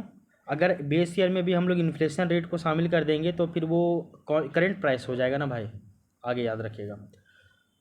आधार वर्ष मूल्य में मुद्रास्फीति की दर को शामिल नहीं किया जाता है। वहीं चालू मूल्य में यानी कि करेंट प्राइस में मुद्रास्फीति की दर यानी कि इन्फ्लेशन रेट को शामिल किया जाता है। बस यही लाइन याद रखिएगा कि कांस्टेंट प्राइस में इन्फ्लेशन रेट शामिल नहीं रहेगा, लेकिन करेंट प्राइस में इन्फ्लेशन रेट को शामिल किया जाएगा। बस यही कॉन्सेप्ट याद रखिएगा। एक जो है शंकर गणेश का बुक है इंडियन इकोनॉमी वाला, अगर वो कहीं बुक आपको मिलेगा तो आप उससे भी थोड़ा बहुत देख लीजिएगा, ठीक है, क्योंकि वहाँ पे भी अच्छा खासा कॉन्सेप्ट आपको मिल जाएगा। किसमें? तो शंकर गणेश बुक में। तो शंकर गणेश बुक इकोनॉमिक्स के लिए बेस्ट है, जेपीएससी के लिए खास करके, ठीक है ना। अब देख लीजिए करेंट प्राइस और कांस्टेंट प्राइस में एक बेसिक डिफरेंस आपको पता चल गया है कि करेंट प्राइस में बेस ईयर रेट उसमें इन्फ्लेशन रेट शामिल होगा, जबकि कांस्टेंट प्राइस में इन्फ्लेशन रेट शामिल नहीं होगा। अब देखिए आधार वर्ष यानी कि बेस ईयर किसको कहा जाता है या फिर कैसे इसका मापन होता है, क्या होता है क्या नहीं होता, वो देखिए। बोला जा रहा है कि आधार वर्ष का जो निर्धारण है वो सरकार या फिर उसके एजेंसियों के द्वारा समय समय पर किया जाता है। तो आधार वर्ष का निर्धारण गवर्नमेंट के द्वारा और गवर्नमेंट का जितनी भी एजेंसी है इनके द्वारा समय दर समय पे किया जाता है। जैसे अभी हम लोग वर्तमान में आधार वर्ष 2011-12 चल रहा है, फिर ये सरकार और उसकी एजेंसी इसको चेंज भी कर सकती है। दूसरे शब्दों में जब लागत मूल्य यानी कि फैक्टर कॉस्ट, बेसिक मूल्य और बाजार मूल्य यानी कि मार्केट प्राइस का निर्धारण किसी विशेष वित्तीय वर्ष को आधार मानकर मुद्रास्फीति की दर को समायोजित कर दिया जाता है, तो ऐसे मूल्यों को नियत मूल्य यानी कि कांस्टेंट प्राइस कहते हैं। तथा जिस वित्तीय वर्ष का मूल्य निर्धारण हेतु आधार वर्ष माना जाता है उसे आधार वर्ष कहा जाता है। दूसरे शब्दों में नियत मूल्यों में मुद्रास्फीति की दर को शामिल नहीं किया जाता है। इस कारण सरकार के द्वारा आधार वर्ष के विभिन्न मूल्यों को हैंडेड मान लिया जाता है और सामान्यतः नियत मूल्य जो है वो आपका 3 प्रकार के होते हैं। अब देखिए क्या बोला गया है। सो ये जो बातें बोली गई है उसको हम एक बार अपने लैंग्वेज में समझा देते हैं क्या है क्या नहीं। सो सबसे पहला बात बताया गया है कि आधार वर्ष जो बेस ईयर है इसका जो निर्धारण है वो सरकार और उसके एजेंसियों के द्वारा समय समय पे किया जाता है। दूसरे शब्दों में अगर कहा जाए तो आधार वर्ष किसको कहते हैं कि जब लागत मूल्य यानी कि फैक्टर कॉस्ट, बेसिक प्राइस और मार्केट प्राइस का जो निर्धारण है वो किसी विशेष फाइनेंशियल ईयर को आधार मान के किया जाता है और उसमें मुद्रास्फीति की दर को समायोजित नहीं करते हैं, तो उसको हम लोग कांस्टेंट प्राइस यानी कि नियत मूल्य कहते हैं। और जिस वित्तीय वर्ष में basic price, factor cost, market price का निर्धारण किसी विशेष फाइनेंशियल ईयर को आधार मान के किया जाता है और उसमें मुद्रास्फीति की दर यानी कि इन्फ्लेशन रेट को शामिल किया जाता है, तो ऐसे मूल्यों को कांस्टेंट ना कह के उसको करेंट प्राइस यानी कि चालू मूल्य कहा जाता है। सिंपल सी बात याद रखिएगा कि जब मार्केट प्राइस, बेसिक प्राइस और फैक्टर कॉस्ट इन तीनों का जो निर्धारण है वो किसी विशेष फाइनेंशियल ईयर में, किसी विशेष वित्तीय वर्ष को आधार मान के किया जा रहा है जिसमें इन्फ्लेशन रेट को शामिल नहीं करते हैं, तो उसको हम लोग कांस्टेंट प्राइस कहते हैं। और जिस ईयर में ये सभी काउंटिंग किया जाएगा उसको हम लोग आधार वर्ष यानी कि बेस ईयर कहेंगे। ये याद हो जाएगा। और जब उसको वहाँ पे इन्फ्लेशन रेट को शामिल नहीं कर रहे हैं, देन ऐसे में उस समय का जितना भी गुड्स है, जितना भी वस्तु है, सभी वस्तुओं का प्राइस उस समय 100 मान लिया जाएगा। कितना मान लिया जाएगा? 100 मान लिया जाएगा। हमेशा बोला जाता है कि जो नियत मूल्य है यानी कि कांस्टेंट प्राइस है, यहाँ पे इन्फ्लेशन रेट को शामिल नहीं करते हैं और इस कारण सरकार के द्वारा आधार वर्ष के विभिन्न मूल्यों का जो प्राइस है उसको 100 यानी कि 100 मान लिया जाता है। क्लियर? अब आगे देखिए, सामान्यतः अगर हम लोग कांस्टेंट प्राइस की बात करें यानी कि नियत मूल्य की बात करें तो नियत जो मूल्य है वो आपका 3 प्रकार का होता है। तो नियत मूल्य कितने प्रकार के होते हैं? तो नियत मूल्य जो है वो आपके 3 प्रकार के होते हैं। फैक्टर कॉस्ट, बेसिक प्राइस और मार्केट प्राइस, ये तीनों पे निकलेगा ना, तो 3 तरह का हो जाएगा। एक तो हो जाएगा आपका कांस्टेंट फैक्टर प्राइस या फिर कॉस्ट यानी कि नियत साधन लागत या फिर नियत साधन आय। उसके बाद दूसरा हो जाएगा कांस्टेंट बेसिक प्राइस यानी कि नियत बेसिक मूल्य। और तीसरा हो जाएगा कांस्टेंट मार्केट प्राइस यानी कि नियत बाजार मूल्य। फिर हम लोग करेंट में जाएंगे तो करेंट में भी इसी तरह होगा, current basic price, current market price, current factor cost, यही इसी तरह का होगा। ठीक है, अब तीनों के बारे में एक एक करके देखना होगा थोड़ा थोड़ा करके। और जब हम लोग कांस्टेंट प्राइस की बात करें तो वहाँ पे सभी वस्तुओं को 100 मान लिया जाता है। ठीक ना, कहने का अर्थ है कि किसी वस्तु का अगर प्राइस 2011-12 में 100 रुपया था और 2026 में उसी वस्तु का प्राइस 160 रुपया हो गया है, देन अब हम लोग मानेंगे कि महंगाई कितना हो गया है, तो 60 रुपया महंगाई हो गया है, ऐसा मान लेंगे। और फिर अभी आपको एक बार बता देते हैं कांस्टेंट प्राइस मतलब ये कांस्टेंट प्राइस मतलब क्या बोले हैं कि जब फैक्टर कॉस्ट, बेसिक प्राइस और मार्केट प्राइस इन तीनों का निर्धारण जो है वो किसी विशेष फाइनेंशियल ईयर को बेस मान के और मुद्रास्फीति की दर को उसमें ऐड ना करके किया जाता है, तो ऐसे मूल्यों को कांस्टेंट प्राइस कहते हैं। ठीक ना, इसको आप याद रखिएगा। समायोजित कर नहीं होगा बल्कि समायोजित ना करके यहाँ पे होगा। ठीक ना, इसको आप याद रखिएगा। और ये कितने प्रकार के होंगे, 3 प्रकार के, नियत यानी कि constant factor cost, constant basic price, constant market price, तीनों हो जाएगा। करंट में भी इसी तरह चल जाएगा, तीनों का तीनों। एक मिनट रुकिए, यहाँ पे ना समायोजित यहाँ पे लिखा हुआ है, समायोजित ना करके लिखना चाहिए था, मिस्टेक हो जाता है कभी कभी।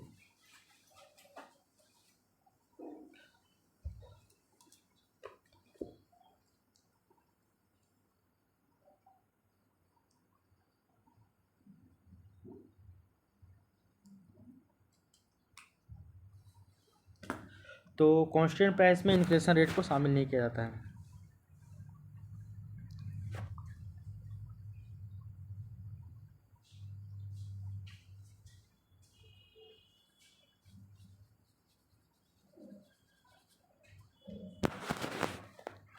अब देखिए आधार वर्ष जो है, बेस ईयर जो है, वो इसका निर्धारण कैसे किया जाता है। तो बेस ईयर का निर्धारण कैसे किया जाता है इसको भी आप समझ लीजिए, ये काफ़ी ज़्यादा इंपॉर्टेंट है। तो बेस ईयर का निर्धारण वो हम लोग देखेंगे। बोला जा रहा है कि बेस ईयर का निर्धारण ना तो बहुत ज़्यादा है बूम इकोनॉमी में होना चाहिए, ना ही बहुत ज़्यादा स्लो डाउन इकोनॉमी में होना चाहिए, ये लगभग औसत वर्ष में होना चाहिए। ठीक है ना, तो बोला जा रहा है कि आधार वर्ष ना तो आर्थिक मंदी यानी कि इकोनॉमिक स्लो डाउन में, ना ही आर्थिक उछाल यानी कि इकोनॉमिक बूम इकोनॉमी में होनी चाहिए।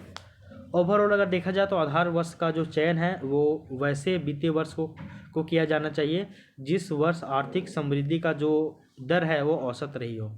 लेकिन अपवाद में 2011-12 जो हम लोग बेस ईयर माने हैं, ये मंदी का वर्ष था, रिसेशन का ईयर था, फिर भी हम लोग इसको माने थे, बट क्या ही कर सकते हो। तो क्या बताया गया है कि बेस ईयर ना तो आर्थिक मंदी का वर्ष होना चाहिए, ना ही आर्थिक उछाल का वर्ष होना चाहिए। ये ऐसा वर्ष होना चाहिए जब वित्तीय वर्ष को ऐसे आधार वर्ष जो है वो उसका सिलेक्शन ऐसे वित्तीय वर्ष यानी कि फाइनेंशियल ईयर को किया जाना चाहिए जिस वर्ष जो आर्थिक समृद्धि दर जो है यानी कि इकोनॉमिक ग्रोथ रेट जो है वो एवरेज रहा हो यानी कि औसत रहा हो। लेकिन एक्सेप्शन है, इसका अपवाद है 2011-12, वो रिसेशन का ईयर था, मंदी का वर्ष था, बट हम लोग उसको मान लिए। आगे देखिए, भारत में आधार वर्ष का जो निर्धारण है वो केंद्रीय सांख्यिकी संस्थान के द्वारा किया जाता है यानी कि CSO, सेंट्रल स्टैटिस्टिक्स ऑफिस के द्वारा किया जाता है। तो भारत में आधार वर्ष का निर्धारण केंद्रीय सांख्यिकी संस्थान के द्वारा किया जाता है, केंद्रीय सांख्यिकी संस्थान के द्वारा किया जाता है, इसको आप याद रखिएगा। आगे देखिए, आधार वर्ष के लागत मूल्य, बेसिक मूल्य या फिर बाजार मूल्य को मुद्रास्फीति की दर से समायोजित करना आवश्यक होता है और इस कारण आधार वर्ष का चालू मूल्य एवं नियत मूल्य दोनों बराबर होता है। अच्छा,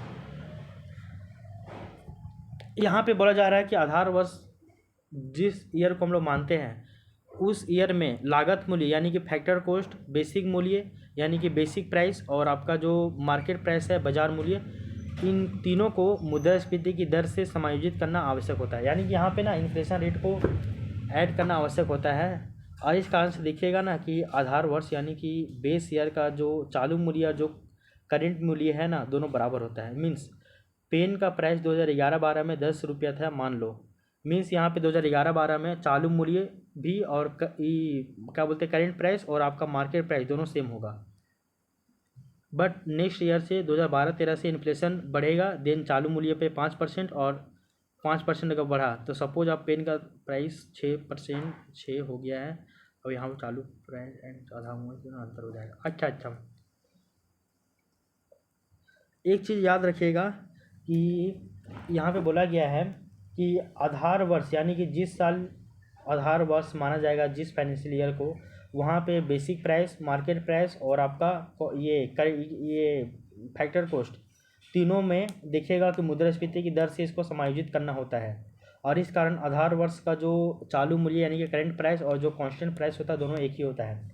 एग्जाम्पल के देखिएगा कि पेन का प्राइस 2011-12 में 10 रुपया था, तो यहाँ कहने का अर्थ है कि 2011-12 में चालू मूल्य पे भी यानी कि करेंट प्राइस पे भी 10 रुपया होगा, और बाज़ार मूल्य यानी कि मार्केट प्राइस पे भी इसका जो मूल्य है वो 10 रुपया होगा।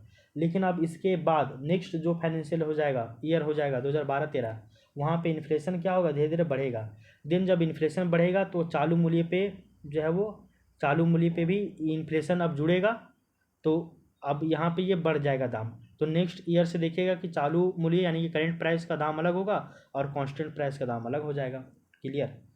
तो इन्फ्लेशन बढ़ेगा नेक्स्ट ईयर से, दिन चालू मूल्य पे इसका प्राइस अलग हो जाएगा। सपोज अब मान लो कि पेन का प्राइस 6 रुपया हो गया, पहले 5 रुपया था 2011-12 में, लेकिन अब 2012-13 में सपोज करो कि पेन का दाम 6 रुपया हो गया। अब यहाँ पे चालू मूल्य यानी कि करेंट प्राइस और आधार मूल्य यानी कि बेस प्राइस दोनों में अंतर हो जाएगा, दोनों अलग अलग हो जाएगा। क्या है कि जो आधार मूल्य यानी कि बेस प्राइस माने थे हम लोग 2011-12 में, वो 5 रुपये माने थे, जहाँ पे आपका करेंट प्राइस और कांस्टेंट प्राइस, करेंट प्राइस और मार्केट प्राइस दोनों सेम था। ठीक ना, क्या था, तो दोनों सेम था। बट 2012-13 में एक साल के बाद देखिएगा कि 2012-13 में इन्फ्लेशन रेट जुड़ गया, देन अब उसका प्राइस 6 रुपया हो गया है और पहले वाला का 5 रुपया है। मीन्स आधार मूल्य वही रहेगा, जिस आधार वर्ष में माने तो उसको आधार मूल्य कहेंगे, वो आधार मूल्य वही रहेगा, बट चालू मूल्य चेंज होता रहेगा और दोनों के बीच गैप ही इन्फ्लेशन को दिखाएगा। थोड़ा सा ये कन्फ्यूजन कर रहा है आपको ना, जो कॉपी में लिखा हुआ उस लैंग्वेज में इसको आप नहीं समझिए, इसको आप एकदम नॉर्मल लैंग्वेज में समझिए। पहला चीज़ हम बताए थे कि कांस्टेंट प्राइस में इन्फ्लेशन रेट को नहीं जोड़ा जाता है, लेकिन करेंट प्राइस में इन्फ्लेशन रेट को जोड़ा जाता है। इसके अलावा अभी हम बता रहे हैं कि जिस ईयर को बेस ईयर माना जाता है, जिस फाइनेंशियल ईयर को बेस ईयर माना जाता है यानी कि 2011-12 को, तो 2011-12 में देखिएगा कि आप बेसिक प्राइस, मार्केट प्राइस ये सभी एक जैसा रहेगा। उस समय करेंट प्राइस और कांस्टेंट प्राइस भी एक जैसा रहेगा, यानी कि उस समय करेंट प्राइस अगर 5 रुपये था तो कांस्टेंट प्राइस भी 5 रुपये रहेगा। लेकिन उसके बाद एक साल के बाद जो फाइनेंशियल ईयर आएगा 2011-12 के बाद 2012-13, तो 2012-13 में जो इन्फ्लेशन रेट चालू मूल्य पे जुड़ेगा बट कांस्टेंट प्राइस पे यानी कि नियत मूल्य पे जुड़ेगा नहीं। तो नेक्स्ट साल 2012-13 में चालू मूल्य पे उस पेन का दाम 6 रुपया हो जाएगा, लेकिन नियत मूल्य में देखिएगा तो उसका दाम 5 रुपया होगा, और दोनों के बीच का जो गैप दिखा रहा है 5 से 6 मतलब कि 1 रुपये का अंतर, वही आपका इन्फ्लेशन है। इस पॉइंट को आप बस इतना ही बताया गया है। जो लास्ट में जो बताया है उसी को आप याद रखिएगा, ठीक है।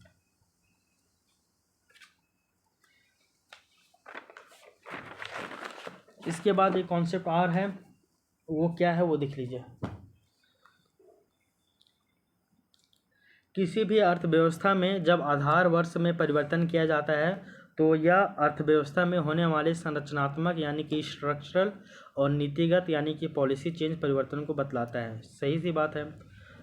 अचानक एकाएक अगर आप 8 से 10 साल के बाद आधार वर्ष को चेंज कर रहे हैं तो ये पूरी अर्थव्यवस्था में होने वाले संरचनात्मक स्ट्रक्चरल चेंजिंग को बतलाएगा, साथ ही साथ ये नीतिगत परिवर्तन को भी बतलाता है। बिल्कुल सही बात है। तो कांस्टेंट प्राइस यानी कि नियत मूल्य आपको समझ में आ गया था।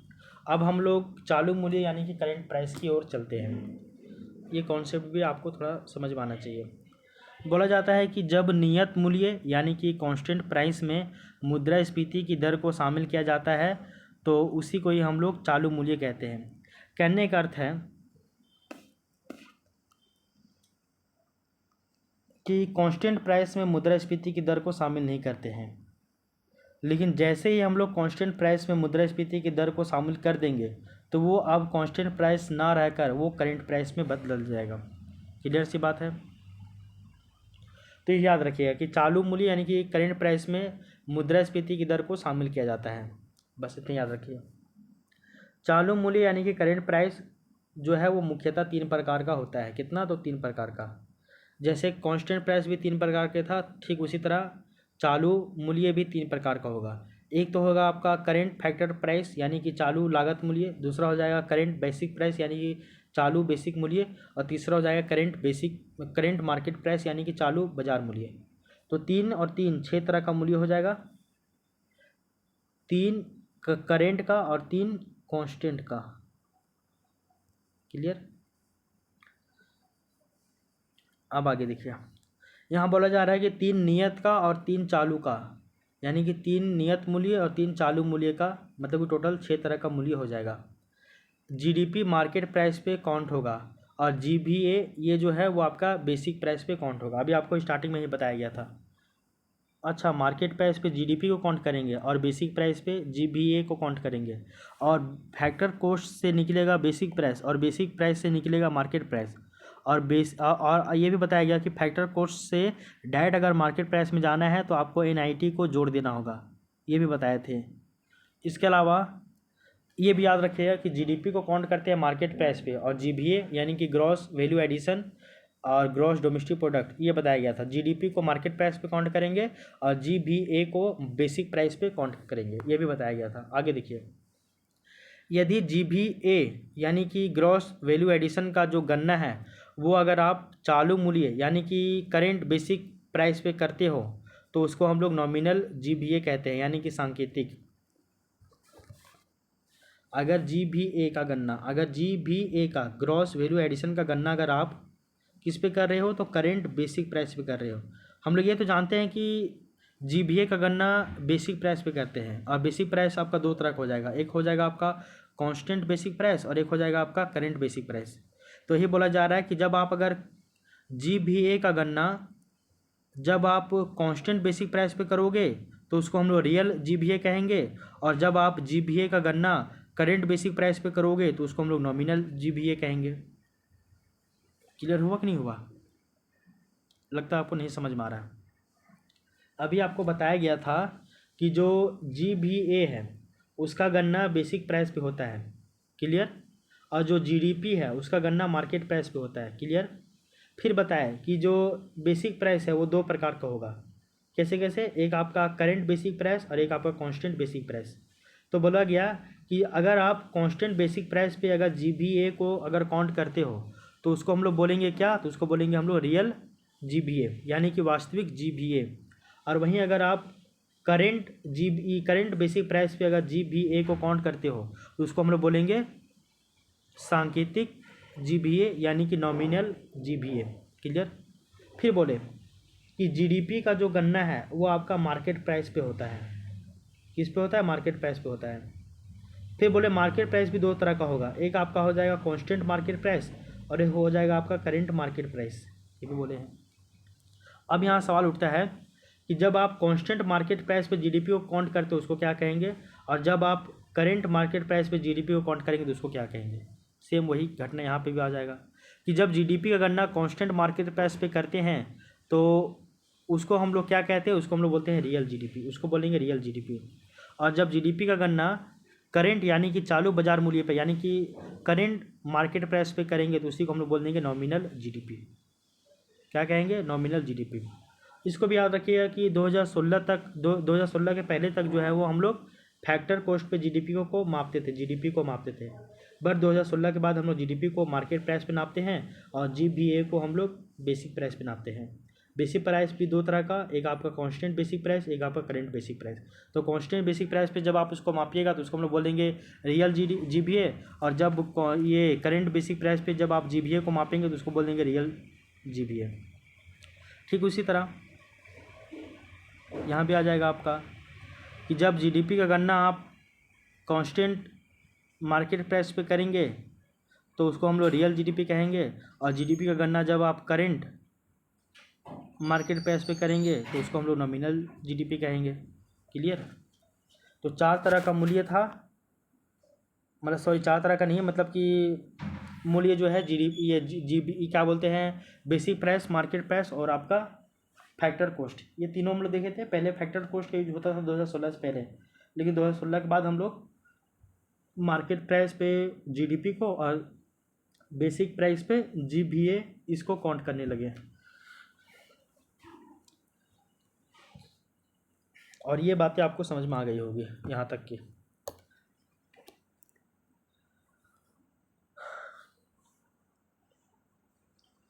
दो 2017 से बेसिक प्राइस और हम लोग मार्केट प्राइस का यूज कर रहे हैं ना। तो 2016 से पहले हम लोग, मतलब सॉरी 2016 तक हम लोग जो है वो सब मतलब फैक्टर कॉस्ट पे निकालते थे, जीबीए जीडीपी वगैरह सब कुछ। लेकिन 2016 के बाद यानी कि 2017 से बेसिक प्राइस और मार्केट प्राइस का यूज करने लग गया। ठीक है, ये बातें आपको समझ में आ ही गई।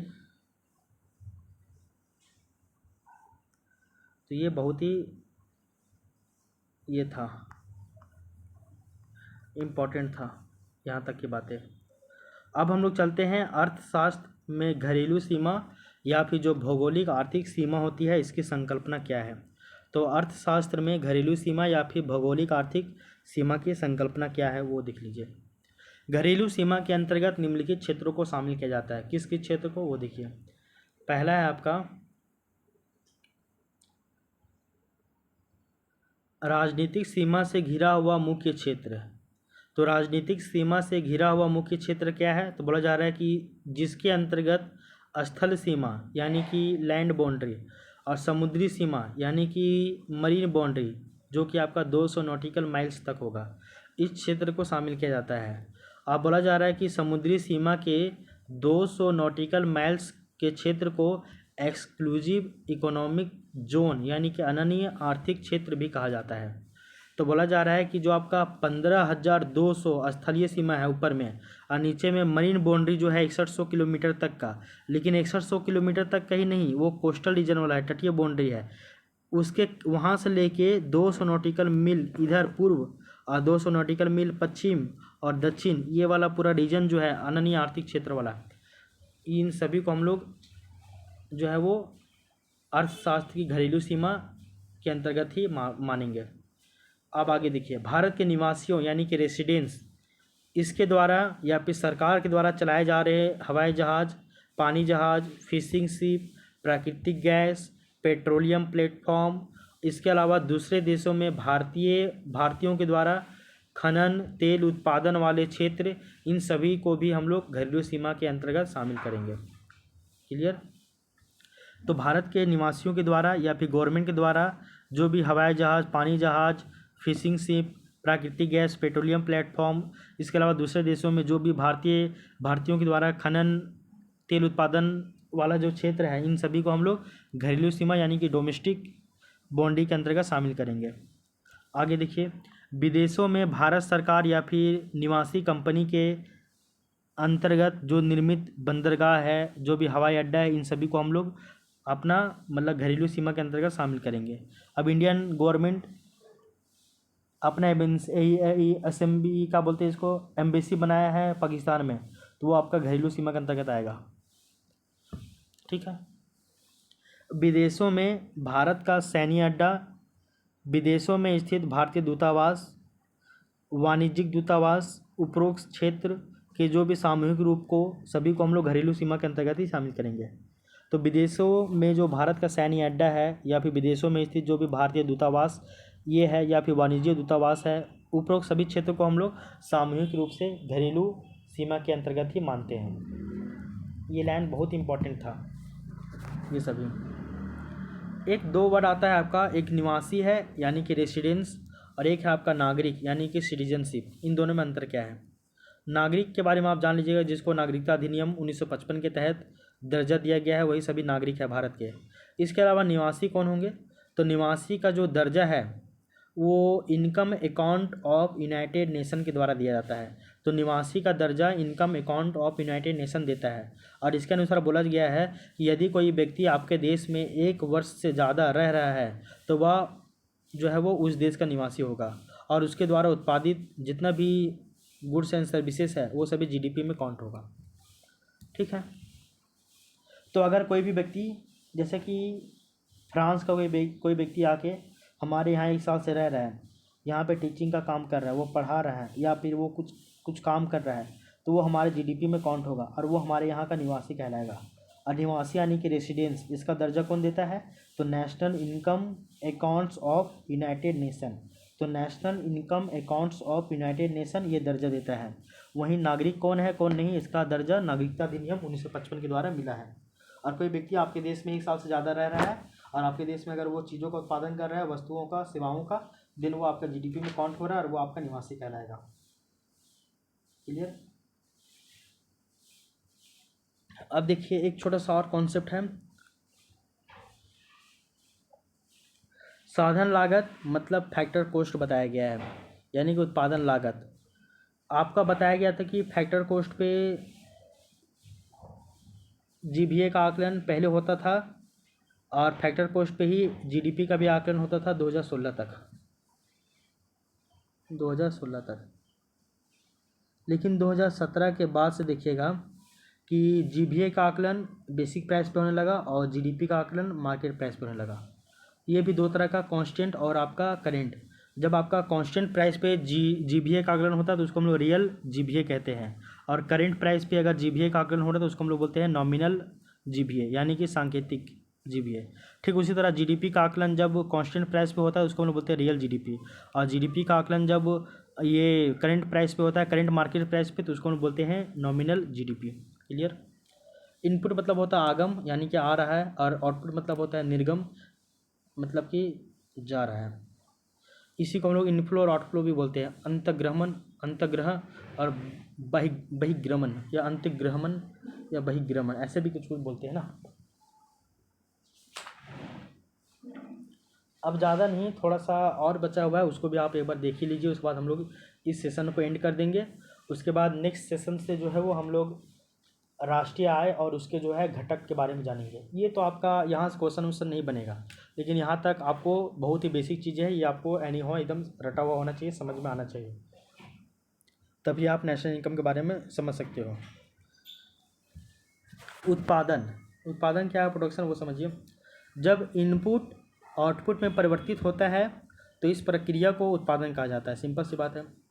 दूसरे शब्दों में, जब कच्चे पदार्थों का परिवर्तन जो है वो अंतिम वस्तुओं में यानी कि फाइनल गुड्स में किया जाता है तो इस प्रक्रिया को उत्पादन कहते हैं। ये भी क्लियर बात है, समझाने की आवश्यकता नहीं इसमें भी। तो जब इनपुट आउटपुट में परिवर्तित होता है तो इस प्रक्रिया को उत्पादन कहते हैं। और दूसरे शब्दों में, जब कच्चे पदार्थों का परिवर्तन अंतिम वस्तुओं में किया जाता है तो इस प्रक्रिया को उत्पादन कहते हैं। और सामान्यतः जीडीपी का जो संबंध है वो आउटपुट या फिर उत्पादन से होता है। आप पहले क्या है क्या नहीं उससे कोई मतलब नहीं है, अंतिम फाइनल गुड्स क्या है उसी से मतलब है जीडीपी को। जीडीपी का जो संबंध है वो केवल और केवल अंतिम वस्तुओं और अंतिम सेवाओं से होता है, जिसमें मध्यवर्ती वस्तुओं के उत्पादन को इसमें शामिल नहीं किया जाता है। इंटरमीडिएट जो भी गुड्स एंड सर्विसेज है इसमें शामिल होता ही नहीं जीडीपी में, ये केवल फाइनल गुड्स एंड सर्विसेज को देखता है। आगे देखो, उत्पादन प्रक्रिया में अनेक प्रकार के कारकों का प्रयोग किया जाता है जो कि निम्नलिखित है। अगर हम लोग देखें उत्पादन के प्राथमिक कारक, तो इसके अंतर्गत भूमि, श्रम, पूंजी, इन सभी को शामिल किया जाता है। भूमि यानी कि लैंड के बदले में रेंट, श्रम यानी कि लेबर के बदले में वेजेस, पूंजी यानी कि कैपिटल के बदले में इंटरेस्ट, ब्याज, और एक और होता है आपका उद्यमी यानी कि इंटरप्रेन्योरशिप, इसके बदले में प्रॉफिट। ये सभी प्राथमिक कारक हैं, क्लास 9 में पढ़े होंगे पालमपुर गांव की कहानी में। उसके बाद उत्पादन के द्वितीयक कारक भी होते हैं, और उत्पादन के द्वितीयक कारक के अंतर्गत हम लोग ऊर्जा यानी कि एनर्जी, तकनीक यानी कि टेक्नोलॉजी, कच्चा पदार्थ यानी कि हम लोग इसमें रॉ मटेरियल, उद्यमी यानी कि इंटरप्रेन्योरशिप को भी शामिल करते हैं। तो उद्यमी आपका प्राथमिक कारक में भी और द्वितीय कारक में भी आ जाएगा। यहाँ पे थोड़ा सा भूमि को एक एक करके बता दिया जा रहा है। भूमि मतलब क्या है, तो अर्थशास्त्र में भूमि शब्द का प्रयोग बृहत अर्थ में किया जाता है, जिसमें सभी प्रकार के प्राकृतिक संसाधनों को शामिल किया जाता है, जैसे कि जल, खनिज पदार्थ इत्यादि। तो भूमि के अंतर्गत जल, खनिज, संसाधन जितने भी है सभी को शामिल कर ले रहे हैं। श्रम यानी कि लेबर कुछ करने की क्षमता को ही श्रम कहा जाता है, एबिलिटी टू डू। कुछ करने की क्षमता यानी कि एबिलिटी टू डू, कुछ करने की क्षमता को ही श्रम कहा जाता है, जिसके अंतर्गत प्रबंधकीय, तकनीकी या फिर शारीरिक क्षमता सभी को इसमें शामिल किया जाता है। प्रबंधकीय यानी कि मैनेजमेंट, तकनीकी यानी कि टेक्नोलॉजी, शारीरिक यानी कि फिजिकल वर्क, ये सभी को शामिल किया जाता है श्रम में। कोई लेबर का काम कर रहा है तो वो भी श्रम कर रहा है, कोई पढ़ा रहा है तो वो भी श्रम कर रहा है, कोई बैंक में बैठ के काम कर रहा है वो भी श्रम कर रहा है, तो सभी तरह के इसमें आ रहा है। कोई IAS ऑफिसर है वो मैनेजमेंट का काम कर रहा है तो वो भी श्रम कर रहा है। आगे देखिए, जब उपरोक्त तीनों क्षमताओं का प्रयोग उत्पादन प्रक्रिया में किया जाता है तो उसे वास्तविक अर्थ श्रम में कहा जा उसी को ही हम लोग वास्तविक अर्थ में श्रम कहते हैं। जब तीनों क्षमताओं का प्रयोग यानी कि प्रबंधकीय, तकनीकी, शारीरिक क्षमता तीनों का यूज करके आप कोई उत्पादन प्रक्रिया में पार्टिसिपेट कर रहे हो तो उसी को हम लोग वास्तविक अर्थ में श्रम कहते हैं। स्लीप यानी कि सोना जो है, हम लोग सोते हैं रात में तो वो आपका श्रम नहीं है। गड्ढा खोड़े फिर उसको वापस भर दिए, ये कोई श्रम नहीं हुआ, इससे कोई उत्पादन हो रहा है क्या? नहीं ना, तो इसको श्रम नहीं मानेंगे। श्रम को पुनः दो भागों में बांटा जाता है। एक तो है आपका वाइट कॉलर जॉब, यानी कि जब उत्पादन प्रक्रिया को मानसिक क्षमता के आधार पे पूर्ण किया जाता है तो उसको हम लोग वाइट कॉलर जॉब कहते हैं। यानी कि आप यहाँ पे मेंटली जो आपका एबिलिटी है, क्षमता है, योग्यता है, उसी के आधार पे जब आप काम कर रहे हैं उत्पादन प्रक्रिया में तो उसको हम लोग वाइट कॉलर जॉब कहते हैं। जैसे कि आपका प्रबंधकीय क्षमता है, मैनेजमेंट का जो है आपका एबिलिटी है, जैसे कि ग्रुप ए का जॉब, डिसीजन मेकिंग का, IAS का, स्टेट PCS का, GPSC का, इन सभी का। ब्लू कॉलर जॉब किसको कहते हैं? कार्य करने की जो शारीरिक क्षमता है उसको हम लोग ब्लू कॉलर जॉब कहते हैं। जैसे ग्रुप बी का एग्जाम, ग्रुप सी का, जैसे रेलवे, SSC, बैंकिंग, ये सभी ब्लू कॉलर जॉब में आते हैं। यहाँ पे भी उत्पादन प्रक्रिया में ये लोग पार्टिसिपेट कर रहे हैं, बट यहाँ पे लोग शारीरिक क्षमता के साथ, और वाइट कॉलर जॉब में मानसिक क्षमता के साथ। तो श्रम का दो पार्ट में हो गया, वाइट कलर जॉब और आपका ब्लू कलर जॉब, दोनों समझ में आ गया है। इसके बाद पूंजी क्या होता है? कैपिटल। तो बोला जाता है कि पूंजी के अंतर्गत मानव पूंजी, भौतिक पूंजी, इन सभी को शामिल किया जाता है। जैसे मशीन हो गया, आधारभूत संरचनाएं हो गई, वित्तीय संपत्तियां हो गई इत्यादि, इन सभी को पूंजी के अंतर्गत ही शामिल करते हैं। और पूंजी का शाब्दिक अर्थ होता है वस्तु, क्षमता, कौशल या फिर मुद्रा भी होता है, जिसका प्रयोग करके भविष्य में कुछ उत्पादन किया जा सके। तो पूंजी का अर्थ यही है कि जिसका प्रयोग करके भविष्य में इन फ्यूचर कुछ उत्पादन किया जा सके, वो सारा पूंजी का ही पार्ट होता है। पूंजी की अगर हम लोग बात करें तो पूंजी जो है वो आपका दो प्रकार में इसको बांटा जाता है। एक तो है आपका फिक्स कैपिटल यानी कि अस्थाई पूंजी, और एक है आपका वर्किंग कैपिटल यानी कि कार्यशील पूंजी। फिक्स कैपिटल क्या है वो देखिए, इसके अंतर्गत भूमि, श्रम, तकनीक, बिल्डिंग, IT सॉफ्टवेयर इत्यादि को शामिल किया जाता है। तो फिक्स कैपिटल, एक बार आप भूमि दे दिए वो आपका फिक्स हो गया, एक बार लेबर लगा दिए, तकनीक लगा दिए, बिल्डिंग बना दिए, IT सॉफ्टवेयर बना दिए, वो आपका फिक्स हो गया। एक बार ट्रैक्टर खरीद लिए वो आपका फिक्स हो गया। पूंजी, ट्रैक्टर को बेच के भविष्य में पैसा आ भी सकता है तो वो आपका पूंजी है। उसके बाद वर्किंग कैपिटल यानी कार्यशील पूंजी क्या है? इसके अंतर्गत अर्धनिर्मित वस्तुएं, इसके अंतर्गत रॉ मटेरियल यानी कच्चे पदार्थों का स्टॉक, तरल परिसंपत्तियाँ इत्यादि शामिल किया जाता है। पैसे के लेन देन को वर्किंग कैपिटल में शामिल करते हैं, रॉ मटेरियल, कच्चे पदार्थों को वर्किंग कैपिटल में शामिल करते हैं। तो ये सभी आपको पता होना चाहिए, और ये सभी जो है वो आपका बेसिक है, ये सबसे क्वेश्चन बनने वाला नहीं है, बट आपको पता होना चाहिए ये सब उत्पादन प्रक्रिया क्या है क्या नहीं, ये सभी। तो यहाँ तक आपका उत्पादन प्रक्रिया भी कंप्लीट हो गया है। तो ये आपका सारा यहाँ तक हम लोग देख लिए। उत्पादन प्रक्रिया क्या है, उत्पादन के प्राथमिक कारक कौन, उत्पादन के द्वितीयक कारक कौन, भूमि, श्रम, पूंजी, ये सभी क्या है, उद्यमी क्या है, ये सभी हम लोग देख चुके हैं। थोड़ा ये देखे हैं, तो बट जितना भी इम्पोर्टेंट था वो हम लोग सारा कुछ देख चुके हैं। तो आज की क्लास को हम लोग यहीं पर रहने देंगे, लेकिन हम लोग आज क्या क्या पढ़े एक बार उसको हम लोग रिकॉल कर लेते हैं, और हम लोग कल क्या पढ़ने वाले वो भी हम लोग जान लेते हैं। तो देखिए, कल की क्लास में हम लोग राष्ट्रीय आय और उसके घटक के बारे में जानेंगे, जिसमें हम लोग जानेंगे कि GDP क्या होता है, GNP क्या होता है, NDP क्या होता है, NNP क्या होता है, और इन चारों का आपस में संबंध क्या होता है वो हम लोग जानेंगे एक एक करके डिटेल से। यहाँ तक की बातें आपको समझ में आ गई है। उसके बाद आज हम लोग क्या क्या पढ़े हैं एक बार उसको भी हम लोग देख लेते हैं। आज हम लोग जाने हैं कि राष्ट्रीय आय में बेसिक टर्मिनोलॉजी, जैसे कि ग्रॉस और नेट में क्या अंतर होता है। ग्रॉस से नेट में जाना है तो डेप्रिसिएशन को कैसे मैनेज किया जाता है वो जाने। उसके बाद नेशनल और डोमेस्टिक में क्या अंतर होता है वो जाने, कि डोमेस्टिक नेशनल में अगर आप NFIA को घटा देंगे तो डोमेस्टिक में जाइएगा वो जाने। शुद्ध अप्रत्यक्ष कर क्या होता है वो जाने हम लोग। उसके बाद हम लोग जो आपका टैक्स होता है जो कि दो प्रकार का होता है, प्रत्यक्ष कर और आपका अप्रत्यक्ष टैक्स, वो हम उसकी बात नहीं कर रहे, वो हम लोग आगे पढ़ेंगे। कर दो प्रकार का होता है, एक आपका प्रोडक्शन टैक्स यानी कि उत्पादन कर, और एक आपका प्रोडक्ट टैक्स यानी कि उत्पाद कर, ये जाने हम लोग। सब्सिडी भी दो तरह का, प्रोडक्शन सब्सिडी और प्रोडक्ट सब्सिडी, दोनों के बारे में जाने, सभी का एग्जाम्पल जाने। उसके बाद हम लोग सरकार के द्वारा प्रयोग किए जाने वाले विभिन्न प्रकार के मूल्य होते हैं, जैसे कि साधारण मूल्य, फैक्टर कॉस्ट, वो जाने। उसके बाद बेसिक प्राइस, वो हम लोग जाने। उसके बाद मार्केट प्राइस, वो हम लोग जाने। फिर तीनों में हम लोग ये भी जाने कि फैक्टर कॉस्ट से मार्केट बेसिक प्राइस में कैसे जाया जाता है, फिर बेसिक प्राइस से मार्केट प्राइस में कैसे जाया जाता है। उसके बाद फैक्टर कॉस्ट को डायरेक्ट चेंज कैसे करते हैं मार्केट प्राइस में, वो हम लोग जाने। फिर इसको एग्जाम्पल के थ्रू हम लोग समझे। फिर नियत मूल्य का कॉन्सेप्ट क्या है, चालू मूल्य का कॉन्सेप्ट क्या है वो हम लोग जाने। फिर आधार वर्ष किसको कहते हैं वो हम लोग जाने। फिर आधार वर्ष का निर्धारण कैसे होता है वो भी हम लोग जाने। उसके बाद चालू मूल्य क्या होता है वो हम लोग जाने, करेंट प्राइस क्या होता है वो हम लोग जाने। फिर ये भी जाने कि चालू मूल्य 3 प्रकार का होता है, करेंट मूल्य भी 3 प्रकार का होता है, वो भी जाने हम लोग। फिर GDP का काउंटिंग आपका ये मार्केट प्राइस पे होता है वो जाने। फिर मार्केट प्राइस पे भी दो तरह का होता है, एक आपका कांस्टेंट मार्केट प्राइस पे, एक आपका करंट मार्केट प्राइस पे, वो हम लोग जाने। GVA यानी ग्रॉस वैल्यू एडिशन का भी बारे में जाने कि वो भी आपका बेसिक प्राइस पे होता है, वो भी आपका दो तरह से होता है, करंट बेसिक प्राइस पे, एक आपका कांस्टेंट बेसिक प्राइस पे।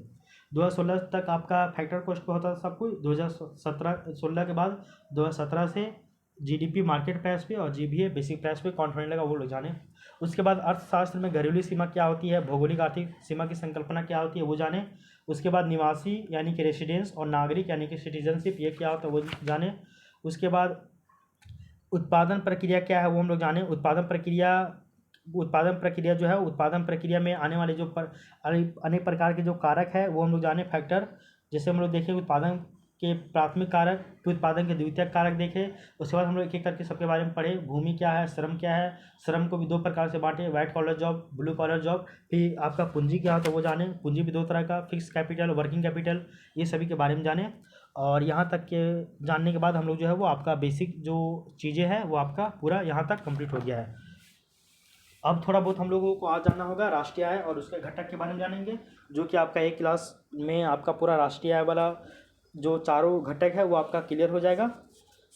उसके बाद जो है चारों घटक क्लियर हो जाने के बाद फिर हम लोग जो है वो आपका जाएंगे कि राष्ट्रीय आय का मापन कैसे किया जाता है।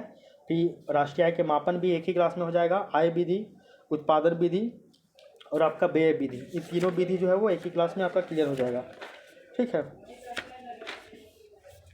और जब तीनों विधि एक ही में कंप्लीट हो जाएगा, उसके बाद हम लोग जानेंगे कि राष्ट्रीय आय के और भी अन्य कौन कौन से घटक हो सकते हैं उनके बारे में जानेंगे थोड़ा बहुत।